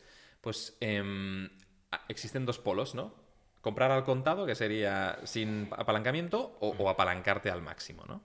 Entonces, evidentemente, si tú te apalancas al máximo, si financias el 100%, pues la cuota, como bien decías, Marc, de la hipoteca, pues te saldrá muy cara. Si te sale la hipoteca muy cara, muy alta, y eso lo alquilas, imagínate que te sale una cuota de 500 euros y el piso lo alquilas por 500 euros, pues evidentemente ahí palmas pasta. No hay rentabilidad. No hay rentabilidad, ¿no? Al menos, bueno, sí que hay rentabilidad del activo, pero no tienes flujo de caja, no tienes cash flow, ¿vale? Porque tú el activo sí que lo vas pagando cada mes, ¿no? Y entonces eso se va rentabilizando. Pero lo que un súper buen comentario y muy adecuado que es el que hacías es, oye, a lo mejor no me interesa apalancarme al 100% porque es demasiada deuda, me apalanco al 80% y pongo una entrada. Pero poniendo esa entrada, reduzco la cuota de la hipoteca, lo sigo alquilando, imagínate la cuota ya me sale a 300 euros, lo sigo alquilando por 500 o 500 y pico, tengo un flujo de caja positivo, tengo un cash flow de 200 euros, ¿no? Entonces, eso ya es sano, porque cualquier imprevisto que haya en el piso y tal, pues se puede ir pagando con este propio cash flow, ¿no?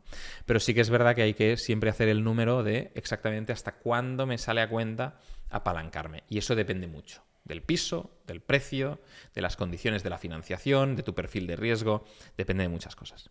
Bueno, primero hay un punto que es la gente se cree que, bueno, aunque sea inversión, pero para mí es largo plazo, cuando se compran un piso y viven en él, Correcto. al final sí es una inversión, pero será para la próxima generación. Correcto. O para ti dentro de 30 años. Y luego está la parte de me compro un piso, lo que hablabas, ¿no? Ahora quiero comprarme un piso en Castelldefels, en la playa. Claro. 600.000, 700.000. Eso no es rentable. No. Eso es el piso de tus sueños. Exacto, exacto. Y luego está la parte, además hablé con un gran amigo, Carlos, Hombre. hablaba mucho sobre los pisos más baratos, más rentables, ¿no? Sí. Al final no es lo mismo. Si te compras un piso de 100.000, Claro. lo alquilas a 1.000, un piso de 300.000 no lo puedes alquilar a 3.000. ¿Qué tipo de piso recomiendas tú o qué es lo que has hecho o has visto que es más rentable? Sí, lo que he hecho, yo sigo una filosofía, me parecía a Carlos, que básicamente es comprar pisos que estaban en ese entonces por debajo de los 100.000 euros, que esto significa que te vas a poblaciones que están a las afueras de las grandes ciudades o en buenos sitios, pero que no es dentro de Barcelona o de Madrid. Y en ese tipo de activos, pues poder hacerle una reforma pues o un lavado de cara muy, muy pequeñito y ponerlo en alquiler, ¿vale? Y lo que yo siempre buscaba era obtener una rentabilidad pues del 8% bruto, como mínimo, ¿vale? ¿Dónde están esos pisos y por qué precio estaban? Pues yo lo compré, por ejemplo, en Tarrasa, cerca de Barcelona, y el primero que me compré, y pues tenía un precio creo que de 88.000 euros, ¿vale? A día de hoy, tasado, pues ese inmueble ya vale 140. O sea que al final... Ha salido bien la jugada. Sí, claro, porque pues eso, compras cosas baratas, pero como está el mercado, que sobre todo está empujando a la gente a no poder vivir ni en Barcelona ni en Madrid, pues la gente empieza a comprar a las afueras. Entonces, la demanda, la presión inflacionista de los precios va hacia las afueras también, por lo tanto, se te revalorizan los pisos, ¿vale? Soy partidario de, si tú buscas rentabilidad, irnos a esta clase de activos, pisos más pequeñitos, ¿vale? En las afueras de las grandes ciudades. Y luego, si has comentado una cosa que es importantísima, que es nunca comprar el piso en el que quieres vivir, ¿vale? Porque es lo que decías. O sea, al final el piso de tus sueños es el piso de tus sueños, pero vale una cantidad de pasta que esto para ti, si lo tienes que pagar, significa una descapitalización enorme, un coste de oportunidad colosal, y con ese dinero ya no podrás hacer nada más. Y tú estarás viviendo ahí, por lo tanto no lo estarás rentabilizando, ¿no? Por lo tanto siempre es vivir de alquiler en el piso de tus sueños, ¿vale? Y ser propietario de muchas otras propiedades que te generan rentabilidad, y con esa rentabilidad poder vivir en el piso de alquiler donde quieres, ¿vale? Pero no al revés, ¿vale? Porque al revés, si tú compras el piso de tus sueños, no puedes invertir en otras y tienes que pagar la hipoteca, ¿no? Tienes que estar pagando esa hipoteca y no puedes hacer ningún otro tipo de compra porque te has descapitalizado, ¿no? O sea, prefieres comprar externo y vivir de alquiler. Exacto. Tú compras. ¿Tú ahora vives de alquiler también? ¿Es lo que te gusta? Sí. Porque ¿qué pasa? Que yo quiero vivir, pues por ejemplo, no vivo en Barcelona, pero bueno, vivo, digamos, en una población en la playa, ¿vale? Y yo quería ver el mar, porque estaba en Suiza 3 años y digo, cuando vuelva quiero ver el mar porque Todo lo contrario, lo he ¿no? echado de menos, sí. ¿Qué pasa? Que si me quiero comprar un piso ahí, pues me valdrá un pastizal. ¿Qué hice con el dinero? Pues en lugar de comprarme ese piso, yo vivo de alquiler, ¿vale? Pero me compro otros inmuebles que me generan rentas. Y esas rentas, por ejemplo, pues me generan, pues imagínate, pues una me genera 800, la otra me genera 1000, la otra me genera no sé qué, pues en total me generan, yo que sé, me invento 2000 y pico, no son números reales, me los estoy inventando ahora, pero te generan 2000 y pico y con esos 2000 y pico pagas el alquiler de donde quieres vivir. La diferencia con haberme comprado el piso es que yo tengo otras propiedades que me pagan mi forma de vida, por lo tanto no tengo ninguna carga porque el alquiler se paga solo. En cambio, si me hubiese comprado el piso, tengo que poner un entradón, pero tengo que pagar la hipoteca yo cada mes. O sea, tengo un flujo de caja negativo. Claro que sería una locura. Ponemos el ejemplo de una casa de estas de 1 millón espectacular. Exacto. En la playa. Exacto. Que va a ser una locura de entrada y luego la cuota que va a ser otra locura. Total. Al final es un poco como ya te estás jodiendo la vida ya de primeras, ¿no?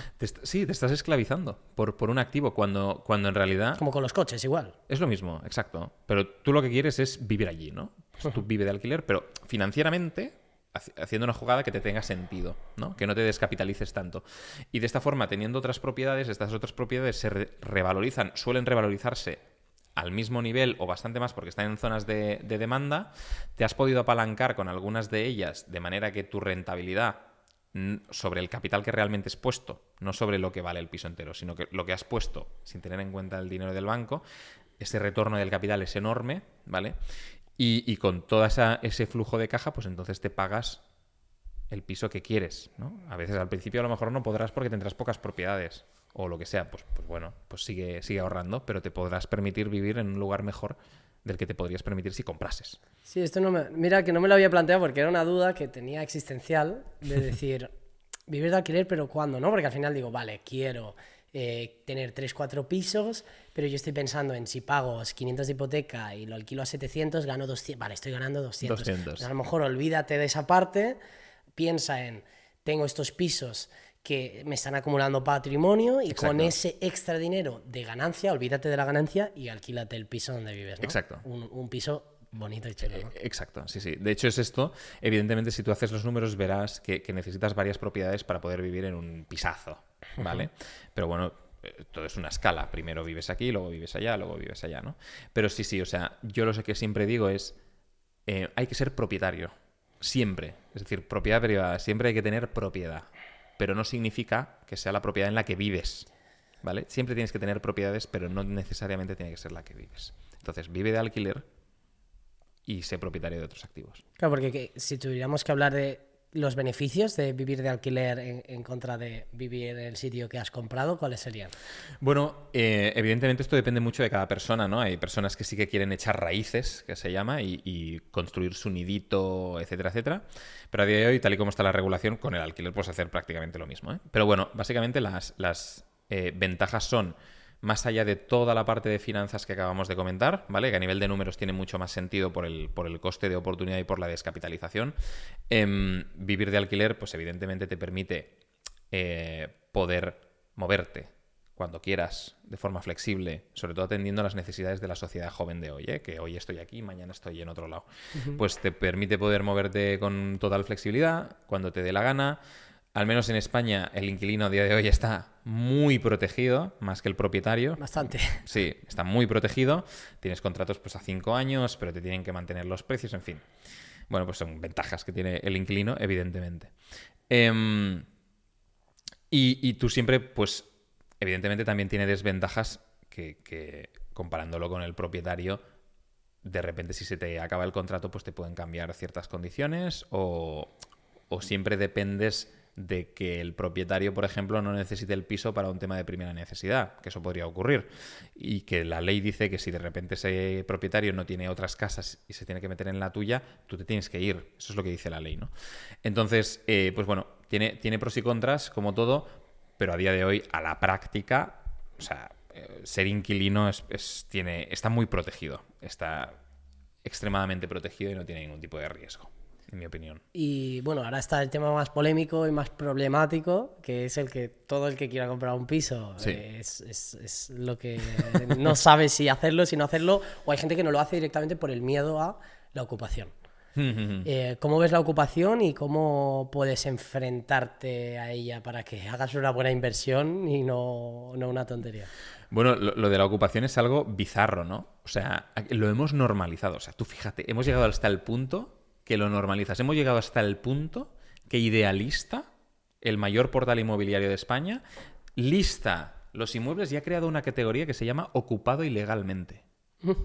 Pero ¿cómo puede ser que en un país del primer mundo eso sea así? Es decir, tú vas a Suiza, te vas a Francia, te vas a Alemania y si te ocupan el piso en 24 horas, máximo 48, está fuera. Fuera y al calabozo, ¿vale? La persona. Aquí no. O sea, aquí te pueden ocupar un piso y te pueden demostrar con una facturita del Goico o del no sé qué que han pedido comida y que eso es su residencia. Eso es real, ¿eh? Eso es real. Es una locura, sí. Es una locura. Entonces, bueno, hemos llegado hasta un punto que hay pues muchos partidos políticos que incluso defienden abiertamente y abogan para que se cometan este tipo de ilegalidades, o sea, que te ocupen tu propiedad privada. O sea, que me parece... O sea, Que muchos de ellos, también hay que decirlo, que eran ocupas. eran ocupas, activistas o incluso ahora son propietarios de grandes propiedades, ¿no? Y siguen abogando por eso, o sea, pensando, hostia, ¿y si te ocuparan tu propiedad? O sea, es todo extremadamente bizarro, hipócrita y, bueno, da igual. Entonces, potencialmente, ¿cómo protegernos frente a esto? Bueno, sí que es cierto que la regulación está empezando a cambiar. Ahora ha salido pues, una normativa que permite pues, ciertos juicios en caso de ocupación express. ¿Vale? Es decir, que permite que en 24 horas se tome 24 o 48 horas se tome una decisión de echar o no echar a una persona. El problema de esta normativa que ha salido, que es una buena noticia, el problema es que los juzgados igualmente están mega saturados. Por lo tanto, aunque sea de 48 horas, hasta que le toque al juez tomar realmente hacer sentencia de eso, no sé, pueden pasar 3, 6 meses. Tú de momento no tienes casa. Tú no tienes casa, exacto.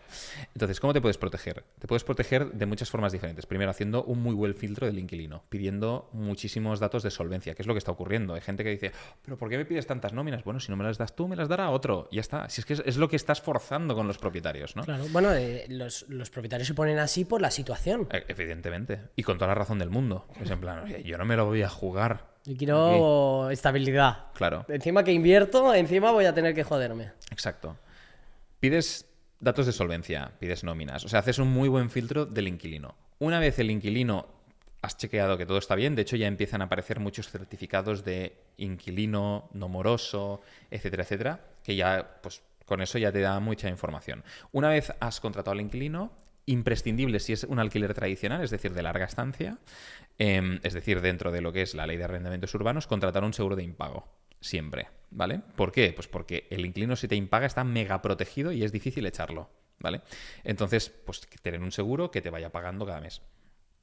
Y después, evidentemente, lo que están forzando es que si en algún momento te ocupan el piso desde fuera, es decir, no un inquilino que ha dejado de pagar, sino que te entran por la ventana y tal, lo que están forzando es que no llames a la policía.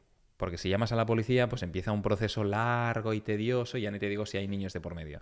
Entonces, lo que están forzando es que pues, empresas que desocupan inmuebles, ¿vale?, del sector privado, pues ganen muchísima cuota de mercado y ganen pues muchísimo dinero precisamente porque deciden no ir por proceso convencional, que es denunciarlo a la policía y tirarte 2 años hasta que recuperes el piso, sino contratar a una de estas empresas y que en una semana estén fuera. Claro, que hacen presión, no sé exactamente cómo trabajan, pero bueno. Sí, yo no digo que eso esté bien o mal, lo que digo es la realidad. O sea, lo que están forzando... Para mí la realidad es que ese negocio no debería existir. Exacto. Es que esa es la realidad, y muchos de ellos lo dicen, de hecho. Totalmente, totalmente. Pero es que es lo que te digo, es bizarro a más no poder, ¿no? Que exista eso.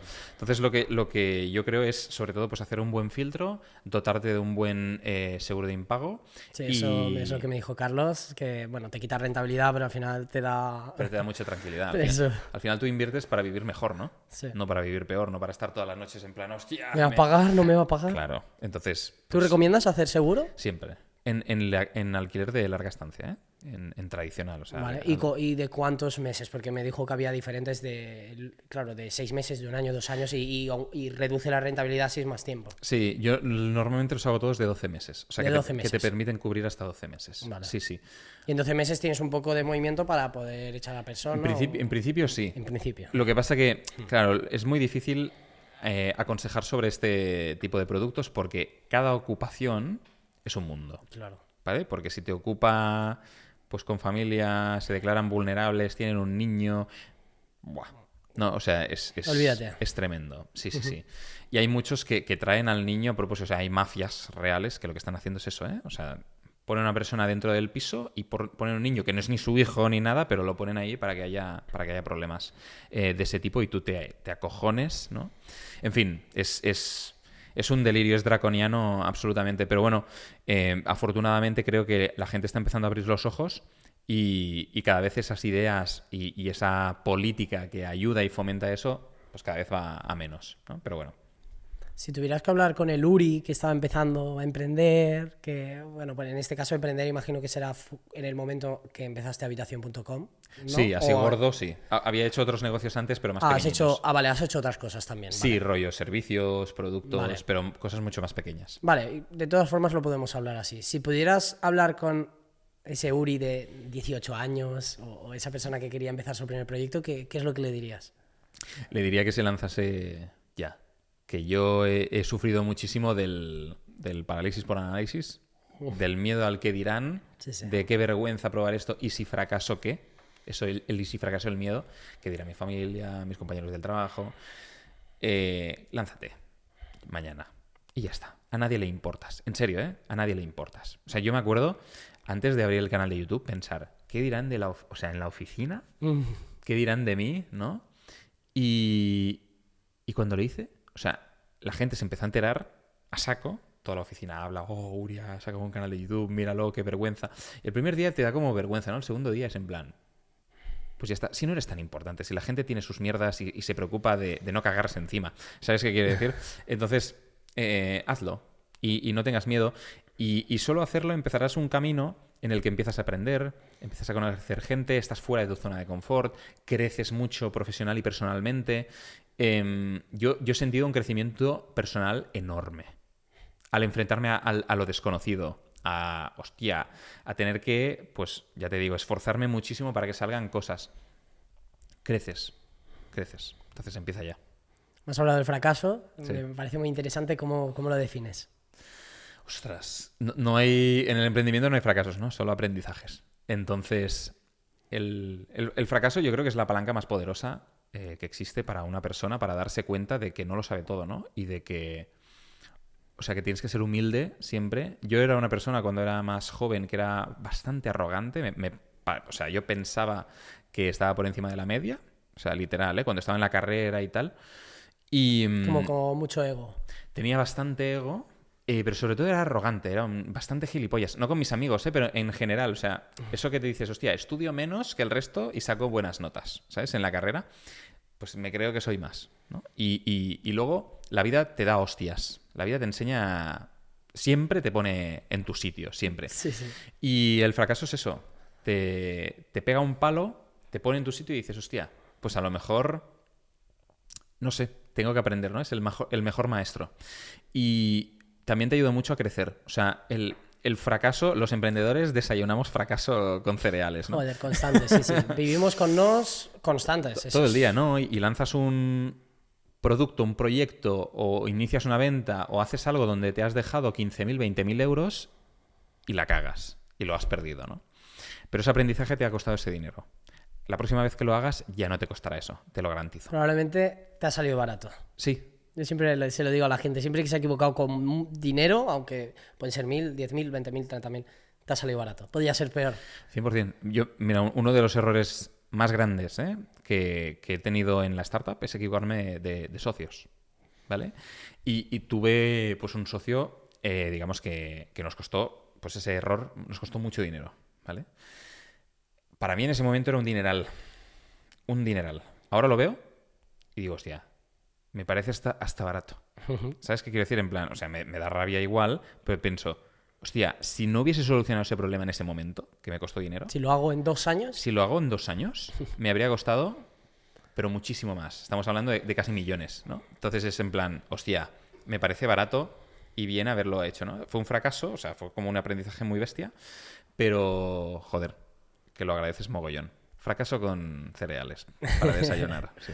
Y la parte del ego, ¿cómo la has trabajado? A mí también me parece muy importante y el estar en redes sociales, bueno, aparte de que en redes ya es otra cosa, pero sí ya venía pues le pasa a mucha gente de universidad o la gente que no ha estudiado. Sí. ¿Cómo has trabajado eso? Porque creo que es súper importante. De hecho, yo me leí el libro de El ego es el enemigo y es brutal y me encanta de decir, luchar contra tu ego. O cuando tu ego te está diciendo qué bueno soy, decir, oye, pies en el suelo. Sí. ¿Cómo has trabajado esa parte?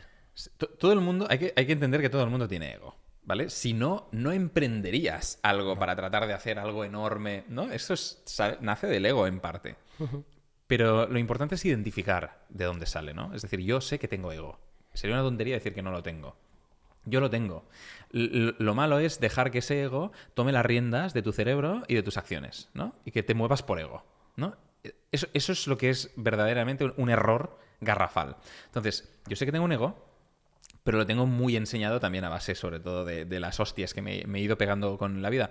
Pero el ego está ahí y lo tienes que ver como un compañero de viaje. Pero lo tienes que saber identificar. Cuando te viene un pensamiento de, yo qué sé, pues yo digo a nivel estratégico que la compañía debe ir por aquí. Y me salta un empleado y me dice, hostia, pero ¿no has tenido en cuenta esto? Y que a lo mejor es mejor ir por allí. Y lo primero que pasa es que te sale el ego, en plan... Es decir, ¿qué dices? ¿Qué dices? ¿No? Pero no, he aprendido mucho a hacer una escucha súper activa y proactiva, ¿no? De, hostia, ¿por qué dices esto? A ver, cuéntame. O sea, tratar de bajar muchísimo la humildad, o sea, el ego, para ser humilde y para ser un aprendiz diario. Porque eso es lo que te pasa, que cuando empiezas a emprender, te equivocas todos los puñeteros días. Todos. Porque nadie te enseña a hacer una empresa, a fichar gente, a, yo qué sé, a mil... Da igual. Te equivocas todos los días. Y por lo tanto, como me equivoco todos los días, pues ya yo voy de frente con el ego rebajado al máximo y con una humildad absoluta de decir, chicos, es la primera vez que hago esto, ¿vale? Trataré de hacerlo lo mejor que pueda, nos vamos a equivocar. Aceptadlo. O sea, tienes que respirar muchísima aceptación enfrente a todo lo que te vaya a ocurrir porque te has metido tú solo en un camino, ¿vale? Que sabes que sí o sí te vas a equivocar 1000 veces. Y eso es muy bueno para el ego, porque le enseñas a que no esté siempre como una barrera, sino le enseñas a estar muy, muy llano, muy, muy mitigado, muy blandito. Y también es cierto que el ego tienes que saber identificarlo y tienes que también saber apalancarte en él. ¿Qué me refiero con esto? Cuando tú estás aprendiendo y estás tomando decisiones que a lo mejor no sabes cómo van a funcionar, tienes que saber identificarlo y bajarlo. En plan, oye, vayamos a aprender de esto, ¿vale? Pero hay otras situaciones en las que te interesa apalancarte mucho en el ego. Por ejemplo, cuando estoy levantando capital. Yo, cuando estoy levantando capital, el fondo de capital riesgo tiene que ver una persona segura, con mucha confianza y con ego, ¿vale? Entonces ahí lo muestro. Ahí muestro mucho ego. Ahí me hacen challenge y le digo, no tienes ni idea de lo que estás haciendo o lo que estás diciendo, porque quien está en el día a día en el business soy yo. Yo soy el que sabe más de este business. Pero, o sea, primero porque en Habitación.com no existe la clase de activo ni existe esto en España. Por lo tanto, yo soy el que probablemente sepa, o de los que sepa más de este mercado, pero le haces mucho challenge y ahí sí que lo tienes que enseñar. Es decir, el ego lo tienes que utilizar, ¿vale? Para ciertas cosas. Es un compañero de viaje. Sí, no, yo creo que es muy importante. Y la parte de la escucha activa para mí es lo más importante. Y sobre todo el estar modo esponja, que escuchar a todo el mundo, entender que no eres más que nadie, ni por tener seguidores, ni por tener empresa. Exacto. Ni un tío que tiene 10 seguidores es menos que tú, ni un tío que tiene una empresa que factura poco es menos que tú. Correcto. El entender que tienes que intentar, de todas las personas puedes sacar algún aprendizaje. Obviamente hay que saber lo que escuchar y lo que no. Hay cosas que, pues si te está diciendo algo que no, no hace falta rechazar, simplemente decir, vale, esto lo cojo, esto no lo cojo. Exacto. Saber filtrar la información. Totalmente. Pero estar en el modo esponja para mí es súper importante. Y tener perspectiva, o sea, pensarte que lo sabes todo, pensarte que eres mejor que... Te irá mal. Te irá muy Te mal. irá muy mal. Te irá muy mal. O sea, tienes que coger perspectivas. Yo siempre lo decía mucho porque mi padre me enseñó mucho esto, ¿no? De enfrente a una situación, siempre a 2 pasos atrás. Es decir, por ejemplo, tú ves una situación en la calle, ¿no? Un hombre chillando a una mujer. ¡Oh! ¿Qué pensará todo el mundo? Pues mi padre me enseñaba mucho a decir, oye, a lo mejor sí que estamos frente a una situación de violencia de género, no lo sé, cualquier cosa, pero lo que me decía es, pero no juzgues de primeras. No juzgues. Tú ve los hechos, pero no juzgues, ¿vale? Porque no sabes lo que hay detrás, ¿de acuerdo? Esto, por ejemplo, está muy bien explicado en el libro de 7 hábitos de la gente altamente efectiva de Stephen Covey. Muy bueno. Que en el prólogo explica una situación en la que explica que están en un, creo que es un metro o un bus, ahora no me acuerdo, creo que es un metro. Está un padre en el metro con el hijo. Y el hijo, está todo el mundo así sentado, el metro a petar, y el hijo empieza a dar vueltas, a correr, a molestar a todo el mundo y tal. Y el padre está así, sin hacer nada, ¿no? Entonces, tú estás leyendo eso y piensas, ostras, qué mal educado el padre, ¿no? Qué mal educado el padre. Ya te ataca el ego, te ataca todo, ¿no? Qué mal educado el padre que no le dijo al hijo que se calle y que se comporte y tal, ¿no? Y luego sigues leyendo y te explica que el padre, esa misma mañana, ha perdido a su mujer, ¿no? Se ha muerto la madre, el niño todavía no lo sabe, y el padre está hecho polvo, ¿no? Entonces, te das cuenta de que juzgar en primera instancia, permitir que el ego tome conciencia, es decir, que el ego tome la acción del pensamiento y tal, es malo, ¿no? Que no tienes razón. Entonces, hay que ser proactivo en el pensamiento. Hay que no juzgar de primeras, dar 2 pasos atrás y decir, a ver, he visto esto, pero ¿qué pasa? ¿Vale? ¿Qué hay detrás? Como última pregunta del podcast, ¿qué es lo último que has aprendido? ¡Hostia! Uf. La pregunta más difícil. He aprendido, yo creo, es algo bastante general, pero es que me he pillado un coach empresarial y me ha enseñado a ser coherente. Entonces he aprendido lo que es la coherencia. Uh-huh. ¿Qué significa ser coherente? Pues significa que tus acciones o lo que tú dices luego tiene que acabar siendo lo que predicas y lo que haces, ¿no?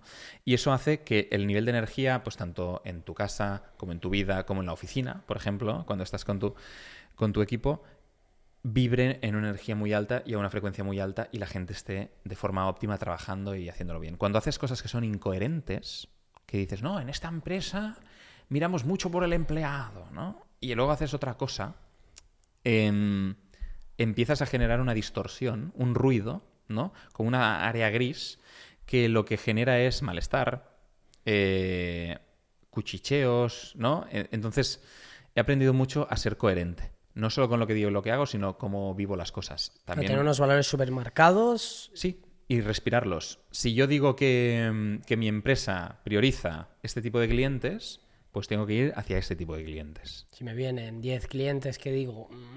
Exacto. Exacto.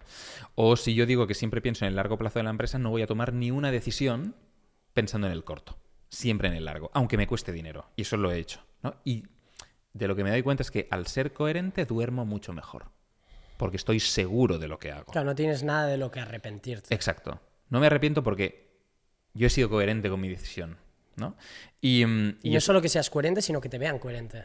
Que te vean coherente. Que seas coherente y que no te vean como hipócrita. Que sí. Hoy dices esto, mañana haces correcto, esto, ¿no? Correcto. Pero te ayuda mucho más también a tomar decisiones más rápido. Por ejemplo, yo antes... Te viene un cliente que dice, no, es que yo... imagínate, nosotros pues estamos vendiendo las habitaciones, ¿no? No, yo es que por la habitación te pago el doble. ¿Sabes? Ya, pero no eres el tipo de cliente que yo quiero. Y entonces... Cuando antes nos ocurría esto, era en plan, hostia, es que es mucho dinero. Es que es el doble. Es que es el doble, ¿no? O sea, la decisión coherente es, no, No, es que no lo aceptamos, lo siento. ¿No? Hostia, pero has perdido dinero como emprendedor y tal. No, como emprendedor tienes que pensar siempre en el largo plazo de tu compañía.